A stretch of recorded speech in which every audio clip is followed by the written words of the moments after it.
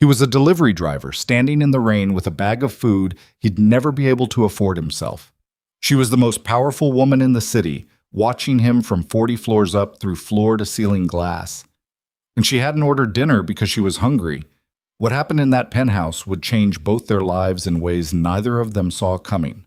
A desperate father, a brilliant billionaire, a contract that was supposed to be temporary, and enemies who would stop at nothing to tear it all apart. This is their story.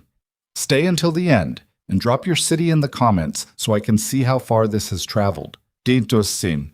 The rain came down hard that Tuesday night, the kind of rain that soaked through a jacket in under 30 seconds and turned every pothole in the city into a small lake. Ethan Brooks had been driving since 6 in the morning. It was now close to 11 at night, and his back hurt. His left knee had been aching since August, and the heat in his car had stopped working sometime around October. He'd been meaning to get it fixed. He hadn't gotten around to it. He had 3 active orders on the app when his phone buzzed with a 4th. He almost declined it. The pickup was across town, the restaurant was a place he'd never heard of, and the drop-off address was the Langford Tower, the kind of building that had a separate entrance for deliveries and a security desk that made you feel like a criminal for showing up. But the tip attached to the order made him pause. It was $400, pre-confirmed, before he'd even accepted. He stared at the number for a full 5 seconds. Then he accepted the order and turned the car around. The restaurant was called Colette's, tucked between a dry cleaner and a wine bar on the east side of downtown. It was the kind of place with no sign out front, just a small brass plate beside the door with the name etched into it. The hostess barely looked at him when he came in from the rain. A man in a white chef's coat appeared almost immediately with a single insulated bag, sealed and labeled, and handed it over without a word. "Anything else?" Ethan asked. "No," the chef said, and went back to the kitchen. Ethan stood there for a second, water dripping off the brim of his cap, then turned and walked back out into the storm. The drive to Langford Tower took 18 minutes. The building was in the financial district, 60 floors of dark glass and steel that reflected the city's lights back at itself like it was too important to acknowledge anyone else. Ethan pulled up to the loading bay on the side street, rolled down his window, and told the security guard he had a delivery for the penthouse. The guard looked at his screen, then looked at Ethan, then back at the screen.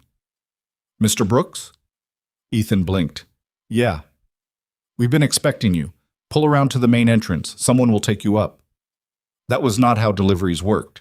Ethan had been doing this job for almost 2 years, and not once had anyone taken him up anywhere. He parked where they told him, grabbed the bag, and walked through the main lobby of Langford Tower for the first time in his life. The lobby was all marble and low lighting and the kind of silence that money buys. A woman in a dark blazer met him at the elevator. She didn't introduce herself. She pressed the button for the top floor, stepped back, and let the doors close. Ethan rode up alone. The elevator opened directly into the penthouse, not into a hallway, directly into the living space itself, which told him everything he needed to know about what kind of money lived up here. The ceilings had to be 14 feet. The far wall was entirely glass, and through it the city spread out in every direction, all wet light and dark streets and rain streaking down the outside of the window like the building was crying. "Mr. Brooks." He turned. She was standing near a kitchen island that was wider than his entire apartment's kitchenette, and she was not what he expected. He didn't know exactly what he'd expected. Someone older, maybe, or someone who looked more like the building she lived in. But Victoria Langford was 30 years old and looked it, dressed in dark slacks and a light gray top that probably cost more than his car payment. Her dark hair pulled back in a way that looked effortless, but probably wasn't. She had the kind of posture that came from years of being watched and deciding to meet it head-on. She was also watching him the way you watch someone when you already know things about them they haven't told you yet. "That's me," Ethan said. He held up the bag. "Where do you want it?" She didn't move toward him. "Set it on the counter, please." He did. He looked around for somewhere to put the receipt, found nowhere obvious, and set it next to the bag. "Have a good... I'd like you to stay for a moment." He stopped. "I'm sorry?" "Sit down, Mr. Brooks."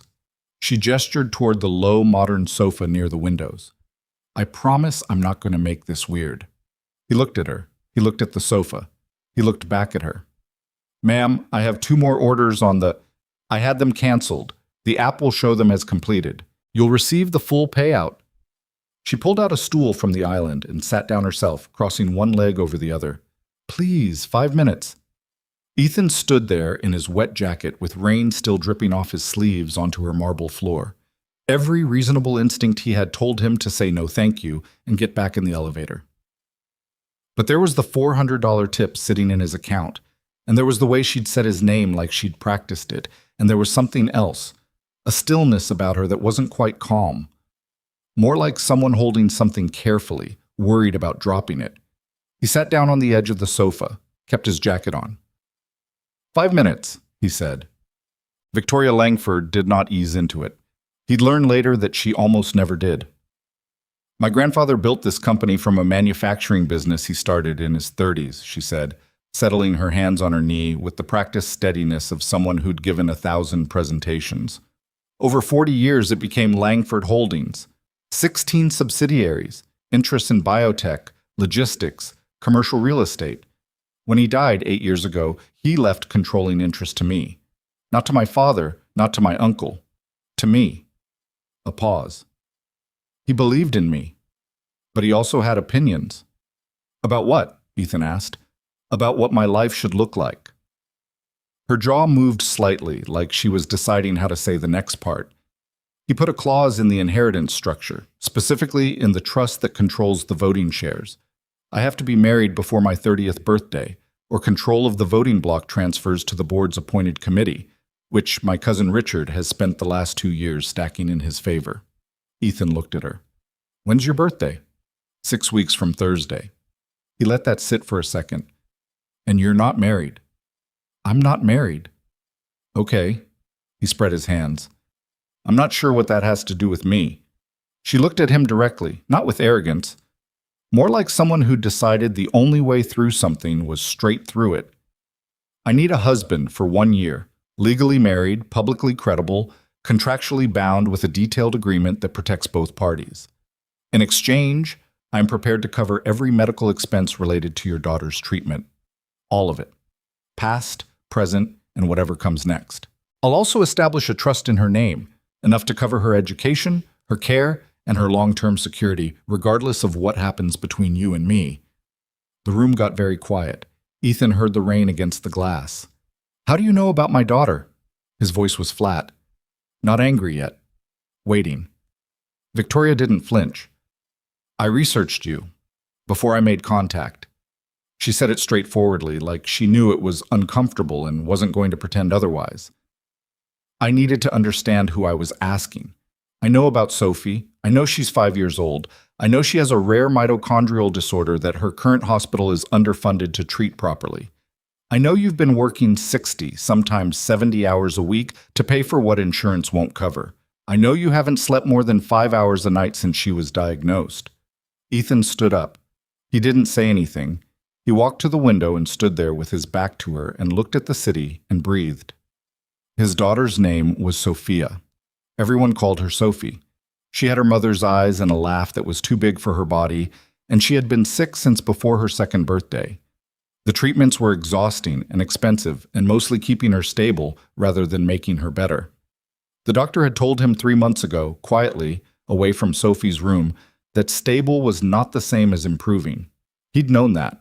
He just hadn't wanted to hear someone else say it. You went through my life, he said, still facing the window. Yes. That's... He stopped, started again. Most people would call that an invasion of privacy. Most people would be right. She paused. I'm asking you to do something that most people would never consider. I thought it was fair that you know I took this seriously enough to actually understand what I was asking you to give up. He turned around. What exactly would this look like? He said. A year of my life. What does that actually mean? She'd prepared for the question. Of course she had. She walked him through it with the same precision she probably used in boardrooms. Clear, structured, no filler. They would marry quietly within the next 10 days. A civil ceremony with minimal witnesses. He would move into the penthouse. They would appear together at the events her position required. Dinners, galas, investor meetings, company functions. In private, they would coexist like two adults sharing space who had agreed to be civil. He would have his own room, his own schedule, his own life to the extent that was compatible with appearances. Sophie would be transferred to Hargrove Medical Center, the best pediatric specialist facility in the country, within 48 hours of the ceremony. All arrangements would be handled by Victoria's team. The marriage contract would be kept between them, their lawyers, and no one else. After 1 year, they would proceed with a quiet divorce. He would receive a separate settlement on top of Sophie's trust, enough to establish himself however he chose. She would retain control of her company. Both of them would walk away. Ethan sat back down on the edge of the sofa and listened to all of it. When she finished, he said, "What's to stop you from pulling out, changing the terms, deciding the cost isn't worth it 6 months in? The contract will be ironclad. My personal attorney drafts it, and your attorney reviews it independently. The trust for Sophie gets established immediately, before the wedding, not after. If I breach any term, the full settlement comes due immediately. No conditions. And what's to stop me from pulling out?" For the first time, something moved behind her expression. Not softness, exactly. More like acknowledgement. "Nothing," she said, "except that I believe you're a man who keeps his word." He looked at her for a long time. "Why me?" he said. She was quiet for a moment. "Because I needed someone with no stake in my company, no connections to my industry, and no reason to use this against me later. Someone who didn't want anything from this world I live in." She paused. "And because I needed someone who would understand what it costs to do something for someone you love, even when it's hard." It wasn't flattery. It was too precise for that. He wasn't sure if that made it better or worse. His phone rang. He looked down at it. It was a number he recognized. The hospital. He answered it, walking toward the elevator, one hand up to Victoria to ask for a moment. The nurse's voice was careful and measured in the way that hospital voices got when something had changed and they didn't want to say the word worse directly. Sophie had had an episode during evening rounds. Her oxygen levels had dropped. They'd stabilized her, but the attending physician wanted to discuss adjustments to the treatment plan. Could he come in tomorrow morning? He said yes. He said thank you. He hung up. He stood in front of the closed elevator doors for a moment with his phone in his hand. He thought about the drive home he had to make in a car with no heat, and the apartment with the leaky radiator, and the insurance statement on his kitchen table that he'd been putting off opening for a week. He thought about Sophie in her hospital bed with the cartoons on the too small TV and the way she'd grabbed his hand last Sunday and said, "Daddy, when can we get a dog?" "When you're better, baby," he told her. "Promise?" "Promise." He turned around. Victoria was still sitting exactly where he'd left her, watching him with an expression that had very carefully arranged itself into neutral. But her hands, resting on her knee, were not entirely still. "My daughter had an episode tonight," Ethan said. "They've stabilized her." "I'm sorry," Victoria said. And she said it like she meant it, though he had no way of knowing that yet. "If I do this..." He stopped, pressed his fingers against his mouth for a second, thinking. "If I agree, I need Sophie transferred to Hargrove by the end of the week, not 48 hours, the end of the week. I can arrange that. I need to be the one to tell her what's happening. No strangers, no lawyers, no one from your team coming to explain things to a 5-year-old. Of course. And if at any point I believe that this situation is putting her at risk, emotionally, psychologically, in any way, I walk. Full settlement still applies." Victoria nodded once. "I'll have it added." He looked at her. She looked at him. Outside, the rain hammered against 40 floors of glass. "Okay," Ethan said.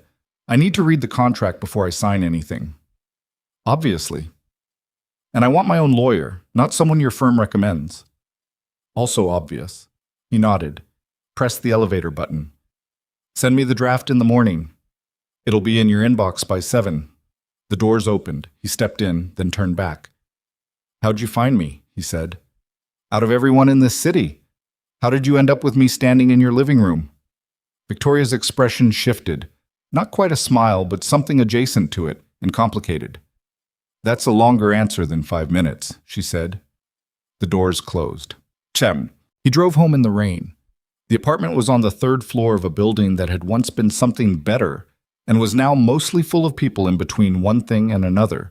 His neighbors were a retired postal worker named Jean, who watched game shows with the volume too high, and a nursing student named Priya, who left for her shifts at 4 in the morning and came back looking flattened.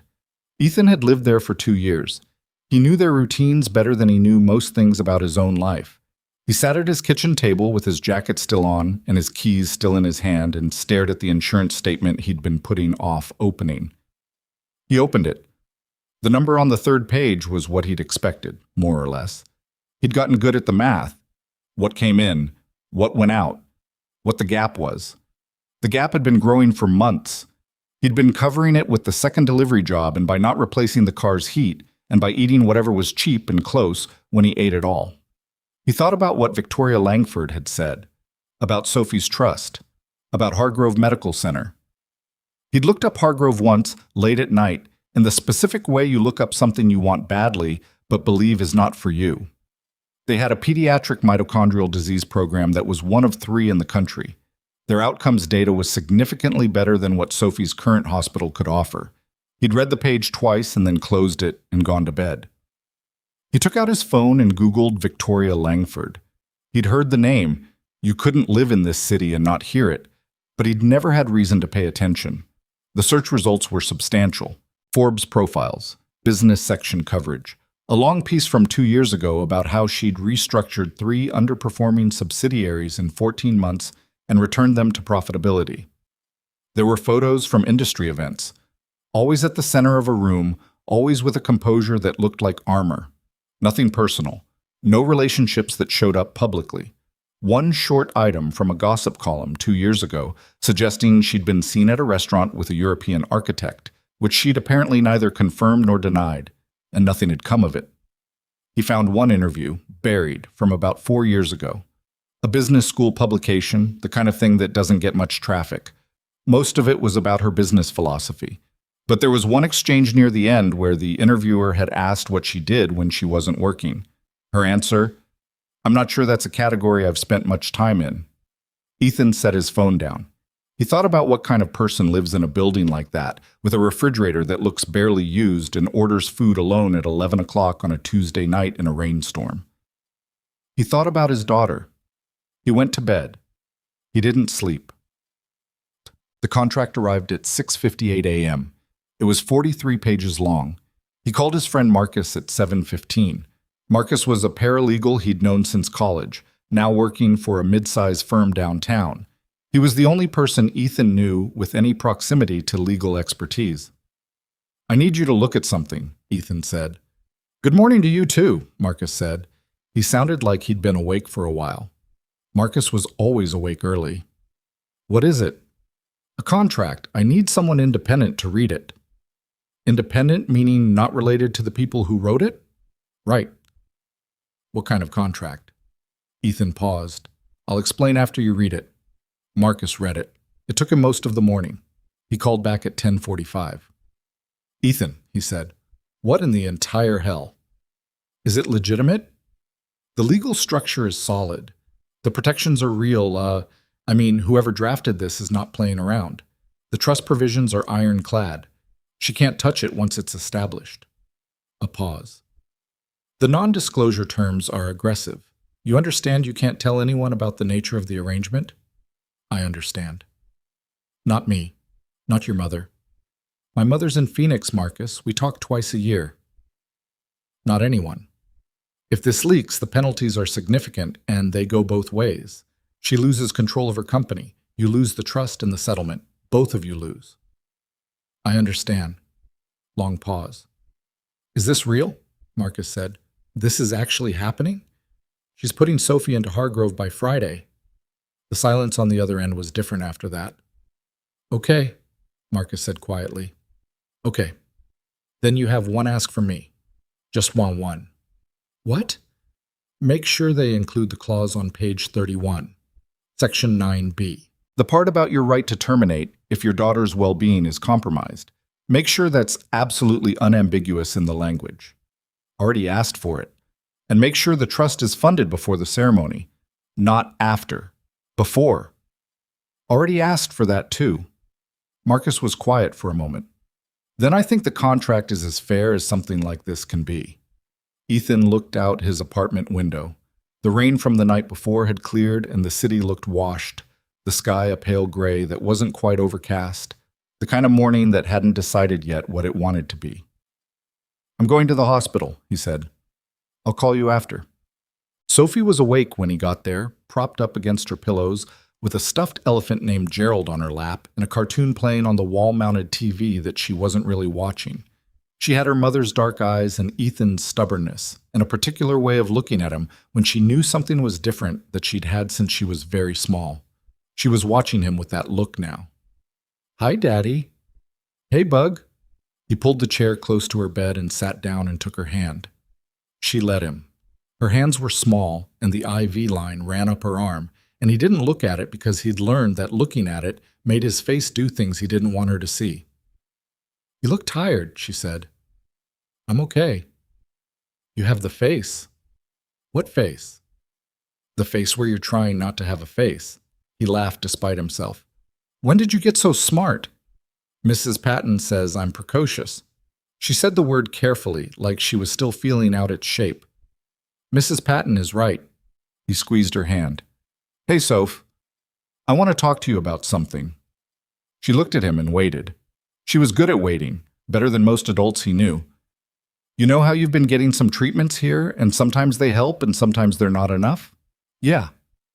"There's another hospital. It's called Hargrove. It's farther away in the city, well, a different part of the city than here, but they have doctors there who are really, really good at helping kids who have what you have." Sophie considered this. "Better than Dr. Reyes." "Dr. Reyes is great.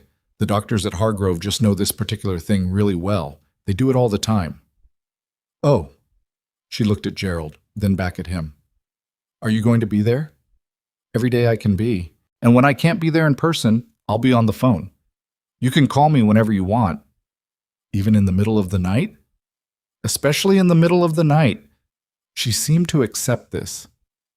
"Daddy," she said. "Yeah." "Is someone helping us?" He looked at her, 5 years old, eyes like her mother. "Yeah, Bug," he said. "Someone's helping us." She nodded slowly. "Okay." And then, with the complete and efficient subject changing that only small children could pull off, "Can Gerald come?" "Gerald can absolutely come." He signed the contract that afternoon. His hand was steady. He hadn't expected it to be. Victoria's attorney was a precise woman named Dolores who walked them through each section without editorializing and whose expression revealed nothing at all during the 2 hours it took. Ethan's only representative was Marcus, who had taken a personal day and shown up in his best jacket and asked 4 pointed questions that Dolores answered without any visible irritation, which Ethan took as a sign she'd answered better questions than these before. When it was done, Dolores slid a folder across the table. "The trust documentation," she said. "Funding confirmation will arrive by wire before end of business today." Ethan opened the folder. He read the first page, then the second. He closed it. "Thank you," he said. Victoria was across the table. She'd been there for the last 40 minutes, having come in near the end, and she'd been quiet through most of it, watching. When he looked at her now, she met his eyes and gave him a nod that was small and not unfriendly. Not warm, but not cold either, just acknowledging. They shook hands when it was over, which struck him as both perfectly reasonable and genuinely strange, shaking hands with the woman he was going to marry in 9 days. Her hand was warm and dry, and her grip was firm and brief. "I'll have someone contact you about the move," she said. "I don't need movers," he said. "I don't have much." Something moved through her expression. She covered it quickly. "Okay," she said. "I'll see you at the ceremony." He went back to the hospital that evening. Sophie was asleep. He sat in the chair beside her bed in the half-dark, listening to the sounds of the floor. The monitors, the distant rolling of a cart, someone's TV through the wall. He had a delivery shift starting at 8, but he'd already messaged the dispatcher that he'd be out tonight. He looked at his daughter's face. She looked like her mother. She'd always looked like her mother. Her mother's name had been Claire. and Claire had died of a cardiac event at 27 that nobody had seen coming, and Ethan had spent the next 6 months in a fog he still didn't have good words for, and then Sophie had gotten sick, and the fog had turned into motion, because motion was the only alternative to drowning. He'd been moving ever since. He thought about the penthouse, the 14-foot ceilings, the city spread out through 40 floors of rain-streaked glass. He thought about Victoria Langford sitting alone at that kitchen island at 11 o'clock at night, waiting for a delivery driver to show up so she could propose a business arrangement that would determine the rest of her life. He wondered what it cost her to ask. He thought she probably wouldn't tell him if he asked. He was probably right. He took out his phone and sent Marcus a text. Trust funding confirmed. Sophie transfers Friday. Marcus responded in 12 seconds. Then you did the right thing. Ethan put his phone away. He sat with his daughter until she woke up briefly around 9, looked at him with sleepy eyes and said, "You're still here." "Still here," he said. She went back to sleep. He stayed another hour. Then he drove home through streets still wet from the night before, back to an apartment he had 3 weeks left to live in, and started thinking about what you packed when you were moving into someone else's life. He didn't have an answer for that. He started packing anyway. The civil ceremony took 9 minutes. Ethan had been to one wedding in his life that mattered. His own, the first time, in a rented hall with folding chairs, and Claire's aunt crying before anyone had said a word. That had taken the better part of an afternoon, and he'd been so nervous his hands shook during the vows. This one took place in a room at City Hall that smelled like old paper and industrial cleaner, with a clerk named Gerald who did not share Sophie's stuffed elephant's enthusiasm for anything, and 2 witnesses, Dolores on Victoria's side, Marcus on Ethan's, who stood slightly apart from each other the entire time, like they were at a business meeting they'd each arrived at separately. Victoria wore a dark blazer and gray slacks. Ethan wore the one suit he owned, a navy thing he'd bought for a job interview 3 years ago that still fit, but whose left cuff had a small thread pulling at the hem that he'd noticed in the elevator and been unable to stop thinking about. When the clerk asked if they took each other as lawfully wedded spouses, they both said, "I do," with the exact same flat, clear tone. Not cold, not warm, just committed to getting the words right. No one cried. No one laughed. Marcus gave Ethan a look when it was over that Ethan ignored because he didn't have the bandwidth to decode it. Outside on the City Hall steps, gray morning light coming through thin clouds, Victoria turned to him and said, "There's a car waiting. Your things have been brought over." "I told you I didn't need help moving. You had 4 boxes and a duffel bag. My building manager moved them in 20 minutes. Ethan looked at her. "How do you know how many boxes I had?" "Because I sent someone to make sure the transition went smoothly." She said it without apology because she had decided, apparently, that apologizing for efficiency was not something she was going to do. "Is that going to be a problem?" He thought about saying yes. He decided it wasn't worth it yet. "Let's go," he said. Marcus caught his arm briefly on the way to the car. "You call me," he said quietly. "Any time, for any reason." "I know." "I mean it, Ethan." "I know, Marcus." He gripped his friend's shoulder once. "Thank you for being here." He got in the car.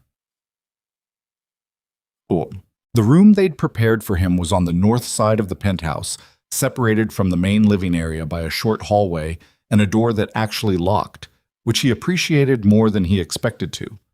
It was large by any standard he'd ever lived by. A king bed, a desk by the window, a bathroom that had more counter space than his old kitchen. His 4 boxes were stacked neatly near the closet. His duffel bag was on the luggage rack. Someone had put fresh towels on the bed.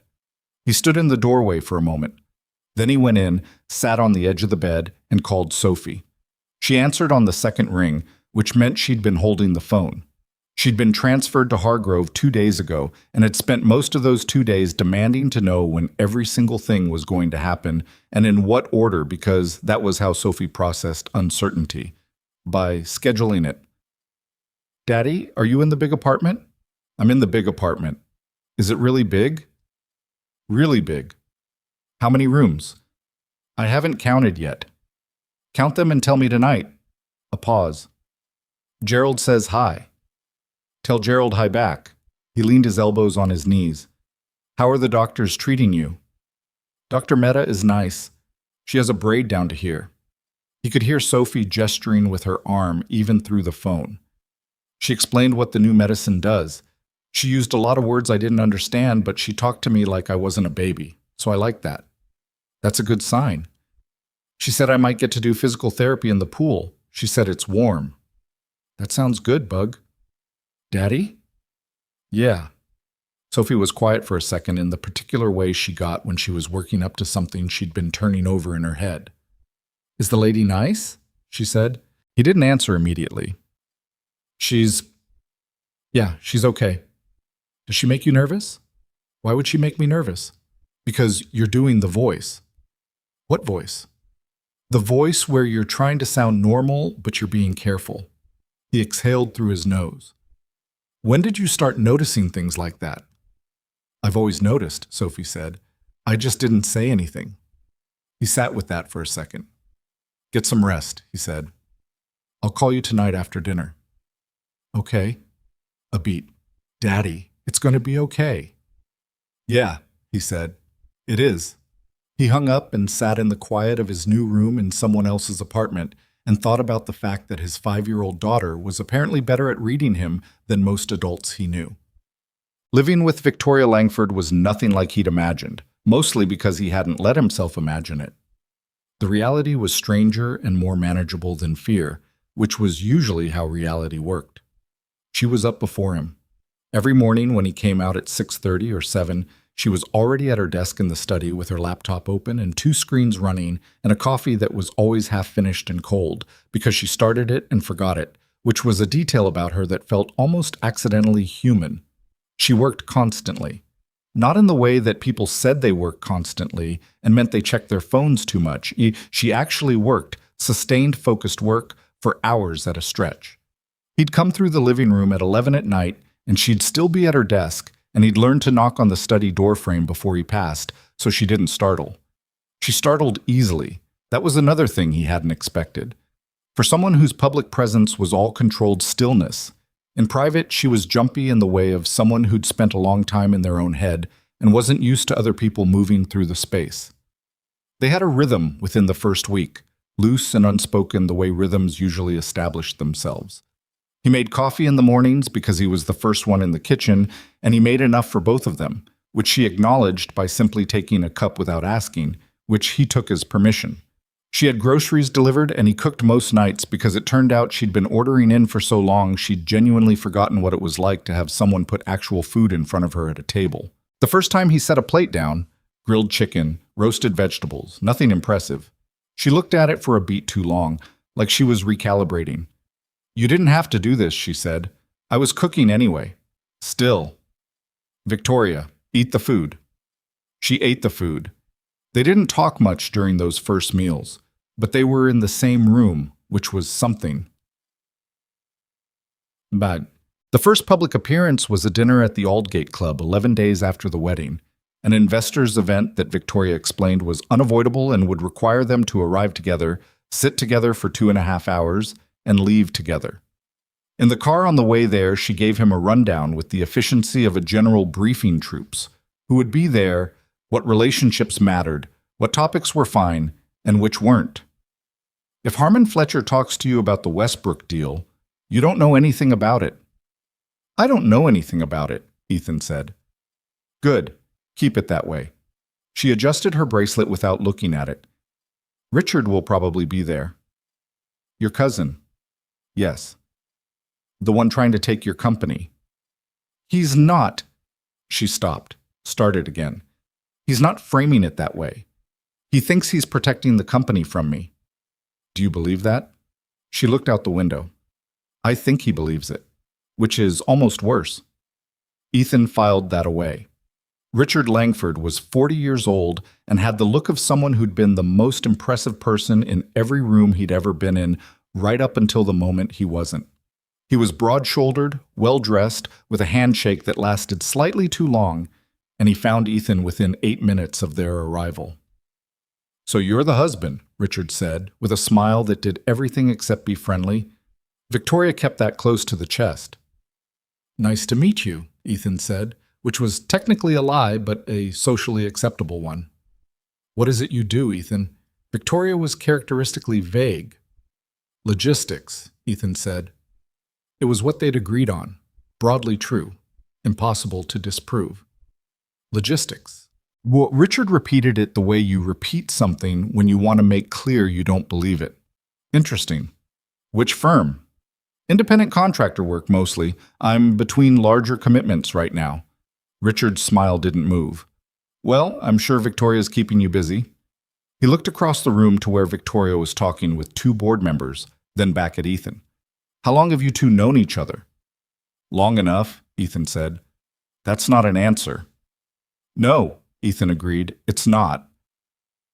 Something shifted in Richard's expression. Not respect, exactly. More like a recalibration. He'd expected less resistance and was adjusting.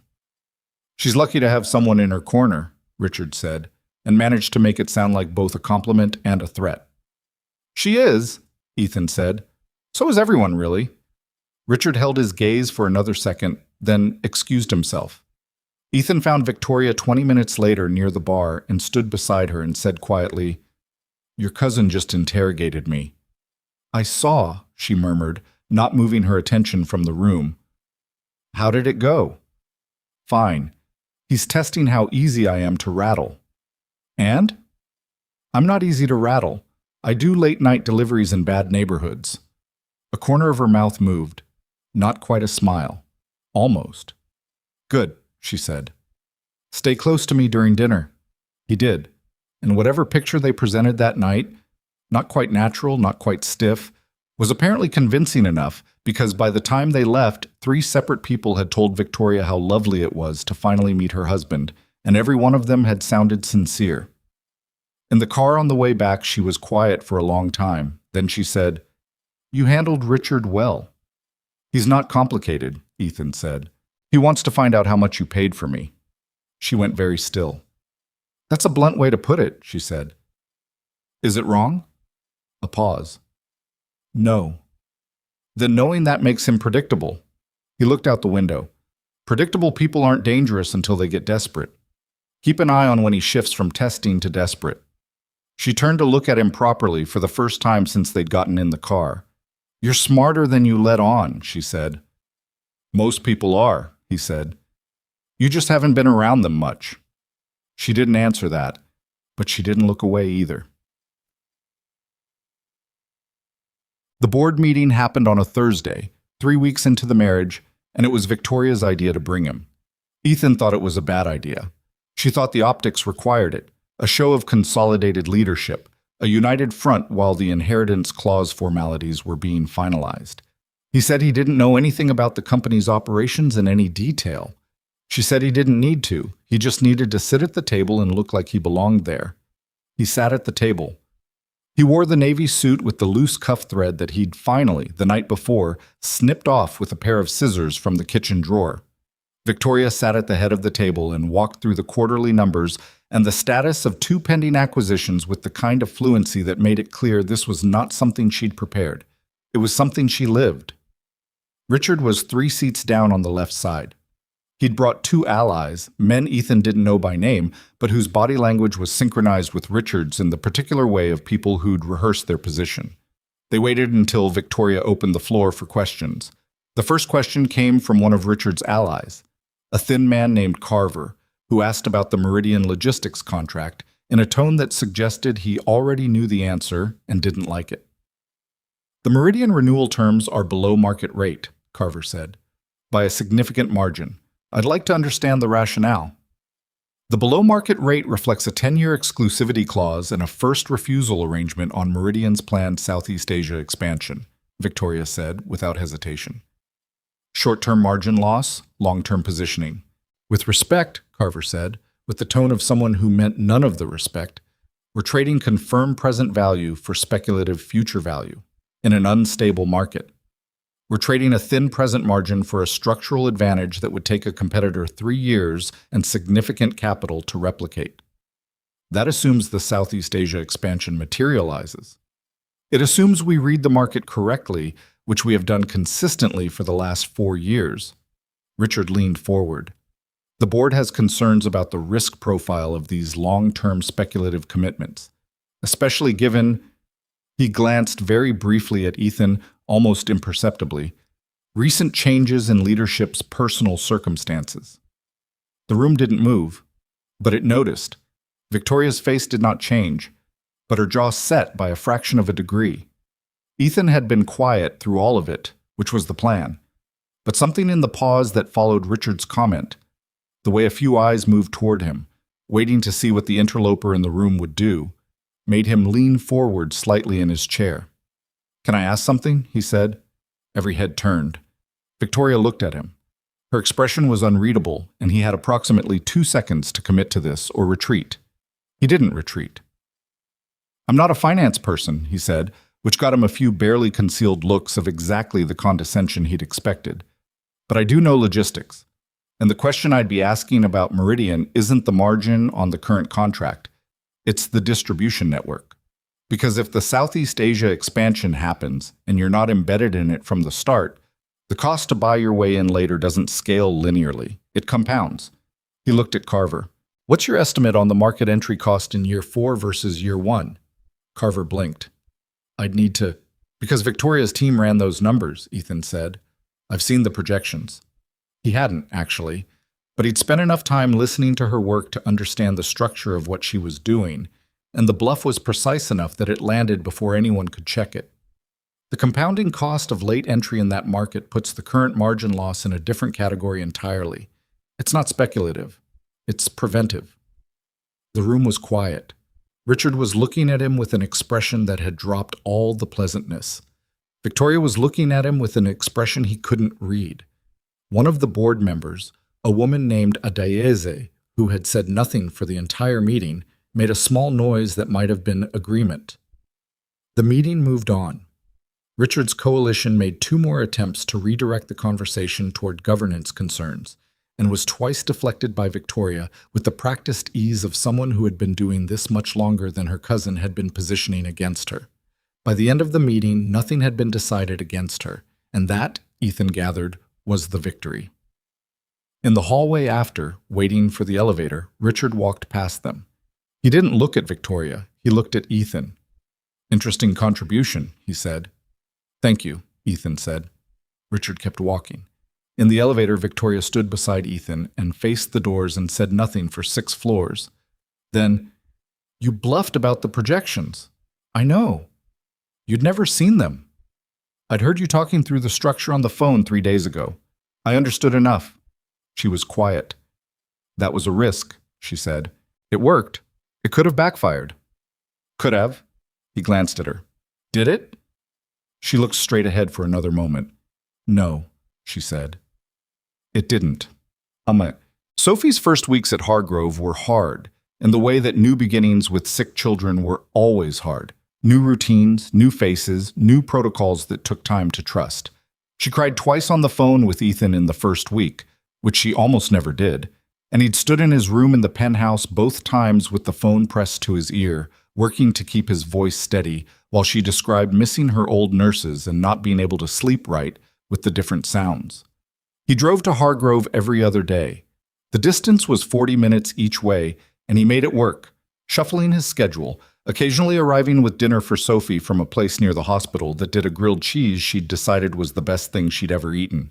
He sat with her through her new therapy sessions when he could, held her hand through the ones she was nervous about, and read to her most evenings on the nights he couldn't be there in person over video call, the 2 of them with their respective books, her holding hers up to the camera to show him the pictures.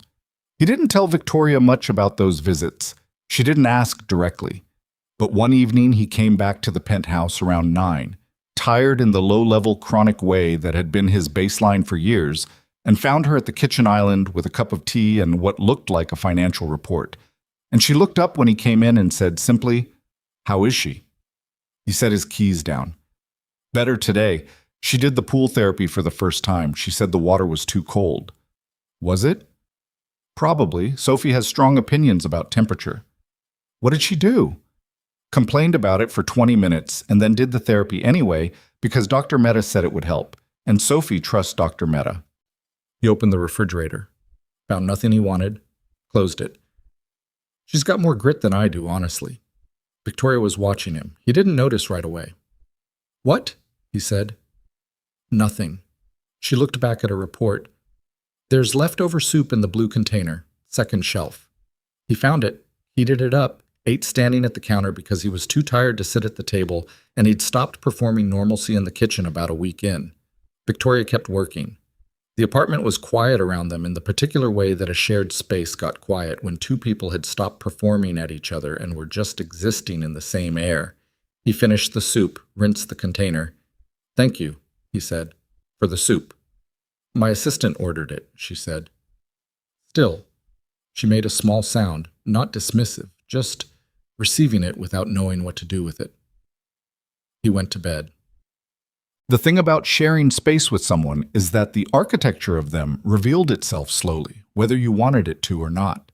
You couldn't spend 3 weeks eating breakfast 8 feet away from a person without learning how they held a coffee cup and what kind of mood corresponded to which kind of silence. Victoria Langford, Ethan was learning, was a person who had built her entire existence around the principle of needing nothing from anyone. Not because she was cold, though she could be when she needed to be, but because needing things had cost her somewhere along the line, and she'd decided the price was too high. She was meticulous and demanding, and sometimes she sent emails at 2 in the morning because sleep was something that happened to other people, and she had no casual mode, no gear below fourth, no way of being in a room without being the most prepared person in it. She was also, when she thought no one was watching, capable of sitting very still for long stretches, looking at nothing in particular, with an expression that wasn't calculating or planning or processing, just tired. The same baseline tired he recognized in himself. The tired of someone who had been carrying something heavy for too long without a place to set it down. He didn't say anything about it. He wasn't sure he was supposed to notice, but he noticed. The legal confirmation came on a Tuesday morning. The inheritance clause conditions had been formally satisfied. Victoria's voting shares were secured. The threat of the board's committee seizure was over, at least on the technical front. She got the news in an email, which she read at her desk at 7 a.m., and when Ethan came out for coffee, she was standing at the floor-to-ceiling windows with her arms crossed and her back to the room, looking at the city the way you look at something when you're trying to figure out what you actually feel about it. He poured 2 cups, set one on the edge of the desk. Good news? He said. The clause is satisfied. She didn't turn around. Officially. That's what we were here for. Yes. He stood there for a second.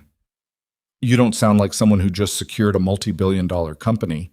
She turned around then. Her arms were still crossed. I secured it by marrying a stranger, lying to a room full of people who've known me for years, and convincing a legal document that something is real that isn't. She looked at him, not with accusations, something closer to exhaustion. It's not exactly the kind of victory I wanted, but it's the one you have. Yes. A beat. It's the one I have. He picked up his own coffee. For what it's worth, you would have secured it anyway. The people in that boardroom, the ones who weren't Richards, they're with you because of what you've built, not because of me. You helped, she said. It came out like something that cost her. I bluffed about a spreadsheet. You made them look at me differently, like I had... She stopped, started again. Like I had someone in my corner, not an ally or a board member, someone personal. She shook her head slightly. You'd think it wouldn't matter, in a professional context. It always matters, Ethan said. People decide who they trust by looking at who trusts them first. Victoria looked at him for a moment. Where did you learn that, she said. Driving for 4 years and listening to people? He shrugged. You learn a lot about human beings when you're delivering things to them at their worst and their best. They don't really see you as a person. They just act like themselves. She looked like she wanted to say something and didn't. Drink the coffee, he said. You've got a 9 o'clock. She drank the coffee. Sophie asked about Victoria for the first time on a Wednesday evening, about a month in. Ethan had come for a visit and they were sitting in her room with a board game between them that Sophie was winning with a level of focus that bordered on aggression. Does she know how to play games? Sophie asked, moving her piece. Victoria? Yeah. I don't know. I've never seen her play one. Sophie considered this. Is she lonely? Why do you ask? Because Priya at my old building was lonely. She had the same kind of quiet. Sophie looked up. The kind that fills a whole room even when a person isn't loud. Ethan put his piece down and looked at his daughter. When did you meet Priya? She used to talk to me in the hallway sometimes when she came home. She was nice. She just didn't have anybody. Sophie shrugged with the particular confidence of a 5-year-old who had diagnosed the world correctly. Does Victoria have anybody? Ethan was quiet for a moment. She's working on it, he said. Sophie seemed to find this acceptable. She moved her piece and won the game in 3 more turns, which she celebrated with a restraint that suggested she had been planning the win for at least 20 minutes. On the drive back that night, Ethan thought about what a 5-year-old in a hospital bed had noticed about a woman she'd never met, in a building she'd never been to, from a description she'd put together entirely from the spaces in what her father hadn't said. He thought about it a long time. When he got back to the penthouse, the study light was on. It was 10:45. He knocked on the doorframe. Victoria looked up. Long day, he said. She looked at her screen, then back at him, like she was deciding something. Yes, she said. He leaned against the frame. There's a place 3 blocks over that does good late-night ramen. I've done deliveries there. It's actually good. She blinked. It's almost 11. I know. She looked at him like he was proposing something unreasonable. Then she looked at her screen, then back at him. Give me 10 minutes, she said. It took her 7. She came out in a coat over her work clothes and her hair still pulled back, and the expression of someone who had decided to do an experiment and was reserving judgment on results. They walked 3 blocks in the cold, not talking much, and sat across from each other in a restaurant with 12 seats and a menu on a chalkboard, and she ordered the spicy tonkatsu because he told her it was the one to get, and when it came she wrapped both hands around the bowl, the way you do when something is warm and you needed the warmth. She didn't say much, but she ate the whole thing. Outside afterward, on the sidewalk, she looked up at the sliver of sky visible between the buildings. Her breath made small clouds in the cold air. I used to eat at places like that, she said. Before. Before what? Before everything became about being seen. He stood beside her. The street was almost empty. Somewhere down the block, a cab splashed through a puddle. You could still do it, he said. It's just ramen. It's not just ramen, she said. When you're at a certain level, everything is something else. Every meal is a statement. Every location is a signal. She stopped, shook her head. Never mind. I'm not nobody, Ethan said. I'm your husband, at least on paper. People can think you're just getting ramen with your husband. She looked at him with something in her face that wasn't quite amusement and wasn't quite sadness. Just on paper, she said. Yeah, he said. They walked back in the cold, and if the silence between them was different on the way back than it had been on the way there, neither of them mentioned it. But it was, and they both knew it. The penthouse was warm when they got back. She went to her study. He went to his room. He lay in the dark and thought about what she'd looked like with her hands wrapped around that bowl, and the way she'd looked up at the sky like she was trying to remember what it felt like to be someone who didn't have to perform being herself. He thought about what Sophie had said. He thought about people who had the kind of quiet that filled a whole room. Then he stopped thinking about it, because thinking about it was a direction he hadn't agreed to travel yet, and he was a man who tried, when possible, to honor the things he'd agreed to. He closed his eyes. Sleep came slowly, but it came. The first time Victoria met Sophie, nobody planned it that way. It was a Saturday in late November, 5 weeks into the marriage, and Ethan had been at Hargrove most of the morning. Sophie had had a good week, 2 strong therapy sessions, better sleep numbers according to the nurses, and enough energy to be opinionated about her lunch, which Dr. Mehta said was actually a positive clinical indicator, and which Ethan took as the best news he'd heard in months.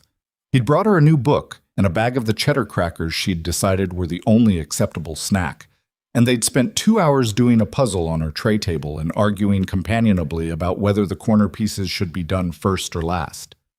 Sophie maintained, with the conviction of someone who had thought about this carefully, that corner pieces first was the boring way. Ethan maintained that structure was the foundation of all successful puzzle completion. Sophie said that was a very daddy thing to say. He was still thinking about that on the drive back when his phone buzzed with a message from Victoria.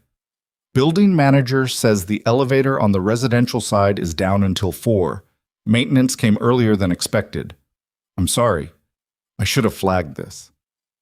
He read it at a red light, looked at the time, looked at the passenger seat where Sophie's stuffed elephant Gerald was sitting because Sophie had insisted Gerald needed an adventure and had placed him in Ethan's bag that morning with enormous ceremony. He typed back, "Can you clear the afternoon?" 3 minutes passed. Why? I want to bring Sophie up. She's been asking about the apartment, the view specifically. Another pause. Longer this time. The elevator on the south side works. He took that as a yes. Sophie was unimpressed by the lobby, which she examined with the evaluating eye of a small person who had decided she was going to form her own opinions about things. She was unimpressed by the security desk and only mildly impressed by the elevator, though she did spend the entire ride up pressing her palm against the wall to feel the vibration, which she found interesting. But when the doors opened into the penthouse and she saw the wall of glass and the city laid out below in the thin winter sunlight, she stopped walking entirely. "Oh," she said. Just that. Just oh. Ethan watched her walk toward the windows with Gerald tucked under her arm, her steps careful on the marble floor, her eyes fixed on the glass. She pressed one hand against it and looked down and then up and then across, turning her head slowly like she was trying to take inventory of the entire city at once. Victoria was standing near the kitchen island. She'd changed from her work clothes into something more casual, dark jeans, a simple top, and she had her hands in her pockets, which was a stance Ethan had come to understand meant she was uncertain about something but wasn't going to say so. Sophie turned around. She looked at Victoria with the direct, uncomplicated assessment that 5-year-olds gave to everyone they hadn't decided about yet. "You have a really big window," Sophie said. "I do," Victoria said. "Can you see all the way to the water?" "On clear days, yes. Come here, I'll show you." She walked to the window and crouched down beside Sophie, which surprised Ethan more than he expected. He hadn't seen Victoria crouch for anything, and pointed. "See that line past the buildings? Where the gray gets lighter?" Sophie leaned forward, nose nearly touching the glass. "Yeah, that's the bay. Wow." Sophie breathed it out slowly. Then she turned her head and looked at Victoria from about 8 inches away. "Are you the lady who's helping my daddy?" Victoria held very still for half a second. "We're helping each other," she said. Sophie seemed to consider whether this was a satisfying answer. She apparently decided it was, because she turned back to the window. "Gerald wants to see too," she announced, and held the elephant up against the glass. Ethan stayed in the kitchen and didn't say anything. He made coffee because it was something to do with his hands, and he watched his daughter and his wife of 5 weeks stand side by side at the floor-to-ceiling window and look out at the city, and something in his chest did something complicated that he didn't have words for and didn't try to find them. Sophie stayed for 4 hours, which was longer than Ethan had planned, mostly because she fell asleep on the couch around 2 o'clock in the way that children fell asleep, suddenly and completely, mid-conversation, one moment talking about the puzzle she'd been working on at the hospital, and the next simply gone, curled on her side with Gerald tucked under her chin. Ethan found a blanket in the hall closet and covered her and stood there for a moment listening to her breathe, the particular steady rhythm of it that he'd learned to find reassuring because there had been too many nights when he'd sat in a hospital chair and listened for the same rhythm and been afraid. When he came back to the kitchen, Victoria was making tea, which she did with slightly more steps than seemed necessary, the kind of small task you take on when you need something to do. "She's asleep," he said. "I know. I heard her stop talking." She glanced toward the couch. "She's a talker. Non-stop. The nurses at her old hospital used to joke that she narrated everything. She asked me 17 questions in the first 20 minutes. That's restrained, actually." Victoria made a sound that was close to a laugh. Not quite, but close. She poured 2 cups and pushed one across the island toward him without asking, the way she'd been doing with coffee for weeks, and he'd stopped noticing when it had started feeling like a normal thing. "She asked me if I was lonely," Victoria said. Ethan looked up. When? While you were in the bathroom. She just looked at me and said, "Are you lonely?" Like she was asking what my favorite color was. He set his cup down. What did you say? Victoria was quiet for a moment, looking at her tea. I said sometimes, she said. I don't know why. I could have said I was busy or changed the subject. She's 5. She doesn't accept subject changes, Ethan said. Trust me, I've tried. She said, my daddy gets lonely too, but he thinks about me so it goes away. Victoria traced the edge of her cup with one finger. And then she asked if I had someone to think about. The kitchen was very quiet. She told me I could think about her if I wanted, Victoria said. While she was at the hospital, she said, I don't mind being thought about. Ethan looked at her. Victoria's face had something on it that she wasn't trying very hard to conceal, which was unusual enough that it registered. She's something, she said. Her voice was level but careful. Yeah, he said. She is. Bullshit. December arrived, and with it a shift in the penthouse that neither of them named, but both of them felt. Sophie had visited twice more after that first Saturday, and somewhere between the second and third visit, Victoria had quietly stocked the apartment with things. A small art set in a blue case that appeared on the coffee table, a box of the cheddar crackers in the pantry, a puzzle with 500 pieces depicting an underwater scene that Sophie had apparently mentioned in passing wanting to try. None of these things were discussed. They simply appeared, and Ethan found each one and didn't say anything because he understood that some things got ruined by being talked about too soon. What he did notice was that Victoria's schedule on Sophie's visit days was subtly cleared. Not entirely. She still worked. She was always working. But the calls that usually ran into early afternoon were moved, and she was present in the apartment rather than closed in the study, and she seemed to have developed a tolerance for the level of noise that Sophie generated, which was substantial. Sophie narrated puzzle progress. Sophie explained the plot of every book she'd read recently in real time. Sophie asked questions about things visible from the window. Why did that building have a green roof? What was the big crane for? Was that a helicopter or an airplane? And Victoria, to Ethan's genuine surprise, answered all of them, not with the stiff patience of someone tolerating a child, with actual engagement, looking out the window alongside Sophie and saying things like, I think that's a crane for the new transit project, actually. Here, and pulling up something on her phone to show her. Sophie had decided Victoria was interesting. This was, for Sophie, essentially a declaration of loyalty. Ethan watched all of this from various positions around the apartment and told himself it was fine, and also knew that it was more than fine, and wasn't sure what to do with that. One Thursday evening, 2 months in, he came home to find Victoria standing in the kitchen, staring at the stove with the particular expression of someone confronting an enemy. There was a cookbook open on the counter. There were several ingredients in various states of preparation on the cutting board. There was also something smoking gently in a pan. What's happening? Ethan said. I'm cooking, Victoria said, with the tone of someone announcing they were defusing a bomb. He set his bag down carefully. Okay. Sophie mentioned on Sunday that her favorite meal was pasta with butter and parmesan. I looked it up. It seemed manageable. She gestured at the pan. It is not manageable. He looked at the pan. Is that butter? It was butter. He moved her gently aside, turned down the burner, and assessed the damage. The butter had browned to the edge of burning, but not past it. He added a splash of pasta water that was still on the stove, worked it into the pan, and it came back. You saved it? She said, watching over his shoulder. Barely. He tasted it. It's actually fine. Better, maybe. Brown butter is good. She leaned past him to look at the pan. They were close in a way that happened sometimes in the kitchen, the space not quite designed for two people both engaged with the same task, and she smelled like something clean and faintly warm, and Ethan took a deliberate step sideways. Add the parmesan slowly, he said, and save more pasta water than you think you need. She did, following his instructions with the focused precision she brought to most things, and the result, 20 minutes later, was a bowl of pasta that was genuinely good. Not perfect. The parmesan slightly unevenly distributed, the texture a touch loose, but real, cooked by someone who had tried. They sat at the table, both of them. Not because they'd agreed to eat together, but because the food was there and there was nowhere else to sit if you were also in the kitchen.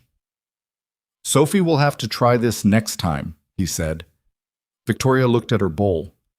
Something moved through her expression quickly, the way things moved through her face when she didn't quite close the door fast enough. "I can make it again," she said, "for when she comes." "She'd like that." He paused. "She'd be thrilled, actually. She'll tell you that, loudly." The corner of Victoria's mouth moved. "I'm aware of Sophie's communication style," she said. They ate. The apartment was warm. Outside the windows, the December sky had gone dark early the way it did this time of year, the city lights coming on all at once below them. "Can I ask you something?" Ethan said. She looked at him. "You're going to anyway." "Probably." He turned his fork over once. "Your grandfather, the clause in the inheritance. Did he tell you about it? Before he died?" She was quiet for a moment. "He told me the year before he died," she said. "He sat me down in his office, the one in the old building, not the one we use now. And he explained the whole structure, very calm, very deliberate. I was 22. She paused. "I told him it was archaic and paternalistic, and I wasn't going to let some legal document determine my personal life." "What did he say?" "He said, 'I know, I'm not trying to determine your personal life. I'm trying to make sure you don't forget to have one.'" She picked up her fork again. "I told him that was manipulative." "Was he?" "He was the most loving manipulator I've ever known." She said it without bitterness, something more like complicated affection. "He built everything I have. He taught me how to run it. And he also spent 20 years watching me turn into him. And he was worried." "About what?" She looked at the window. "About the same things you probably noticed in about the first week." He didn't deny it. "He wanted you to not be alone," Ethan said. "He wanted me to not disappear into the company the way he did. He said the company would always need more from me than it gave back, and that I needed something the company couldn't provide." She shook her head slightly. "I thought I understood what he meant. I didn't, really, not until—" She stopped. He waited. She didn't finish the sentence. "What was he like?" Ethan said instead. And that opened something. She talked about her grandfather for 40 minutes. The way he taught her to read a balance sheet when she was 12, the business trips where he'd let her sit in on meetings and then debrief with her on the drive home, the single time she'd seen him cry, at her grandmother's funeral for approximately 90 seconds before he'd composed himself and gone back to receiving guests. She talked about him the way you talk about someone when the grief is old enough to live alongside, not with fresh pain, but with the particular ache of someone who has been trying to live up to something important. Ethan didn't talk much. He listened. He'd gotten good at that long before this, before the delivery jobs, before Sophie got sick, back when Claire had needed someone to hold the space while she worked through things. And he'd never lost the capacity for it, even when there was no one in his life who needed it. Victoria noticed, somewhere around the 40-minute mark, that she'd been talking for 40 minutes. She stopped mid-sentence, looked at him. "I'm sorry," she said. "I don't usually—" "Don't apologize," he said. "I wasn't going to apologize. I was going to say I don't usually do that." She looked mildly unsettled by her own behavior, like she'd walked into a room and forgotten why. "I'm not sure what that was." "Dinner conversation," he said. "It's what people do." She looked at him for a long moment. "Right," she said. "People do that." Christmas came in the way it did when a child was involved, loudly, with significant advance notice and very specific requests. Sophie had provided Ethan with a list in mid-November, written in her careful block printing, which included a telescope, for looking at the city and also space. A specific brand of coloring pencils that she'd researched, and at the bottom, underlined twice, a dog. "I know you will say not yet, but I'm putting it on the list." Ethan had told her not yet. He had not expected that when he mentioned the telescope to Victoria in passing, she would take it as a logistical problem to solve. 2 days later, she'd sent him a link to a children's refractor telescope with a note that just said, "Good reviews, compact enough for the hospital room windowsill." He'd bought it. He'd also noticed that she'd spent time researching it, which meant she'd spent time thinking about Sophie's windowsill and what a 5-year-old could see from it and what would fit. Sophie was allowed to leave the hospital for Christmas Day, a concession from Dr. Mehta based on her improved numbers, with strict parameters about rest and return times. Ethan had planned a quiet morning at the apartment, just the three of them, which had somehow become a configuration that felt natural despite everything, and then dinner, and then back to Hargrove by 8. The morning was not quiet. Sophie, unwrapping the telescope, let out a sound that could only be described as a sound, a pure vocal expression of delight that bounced off the penthouse's 14-foot ceilings and then immediately demanded that they set it up, right now, at the window, so she could see the bay that Victoria had pointed out on that first visit. Victoria helped her set it up. This was the part Ethan found himself standing back and watching.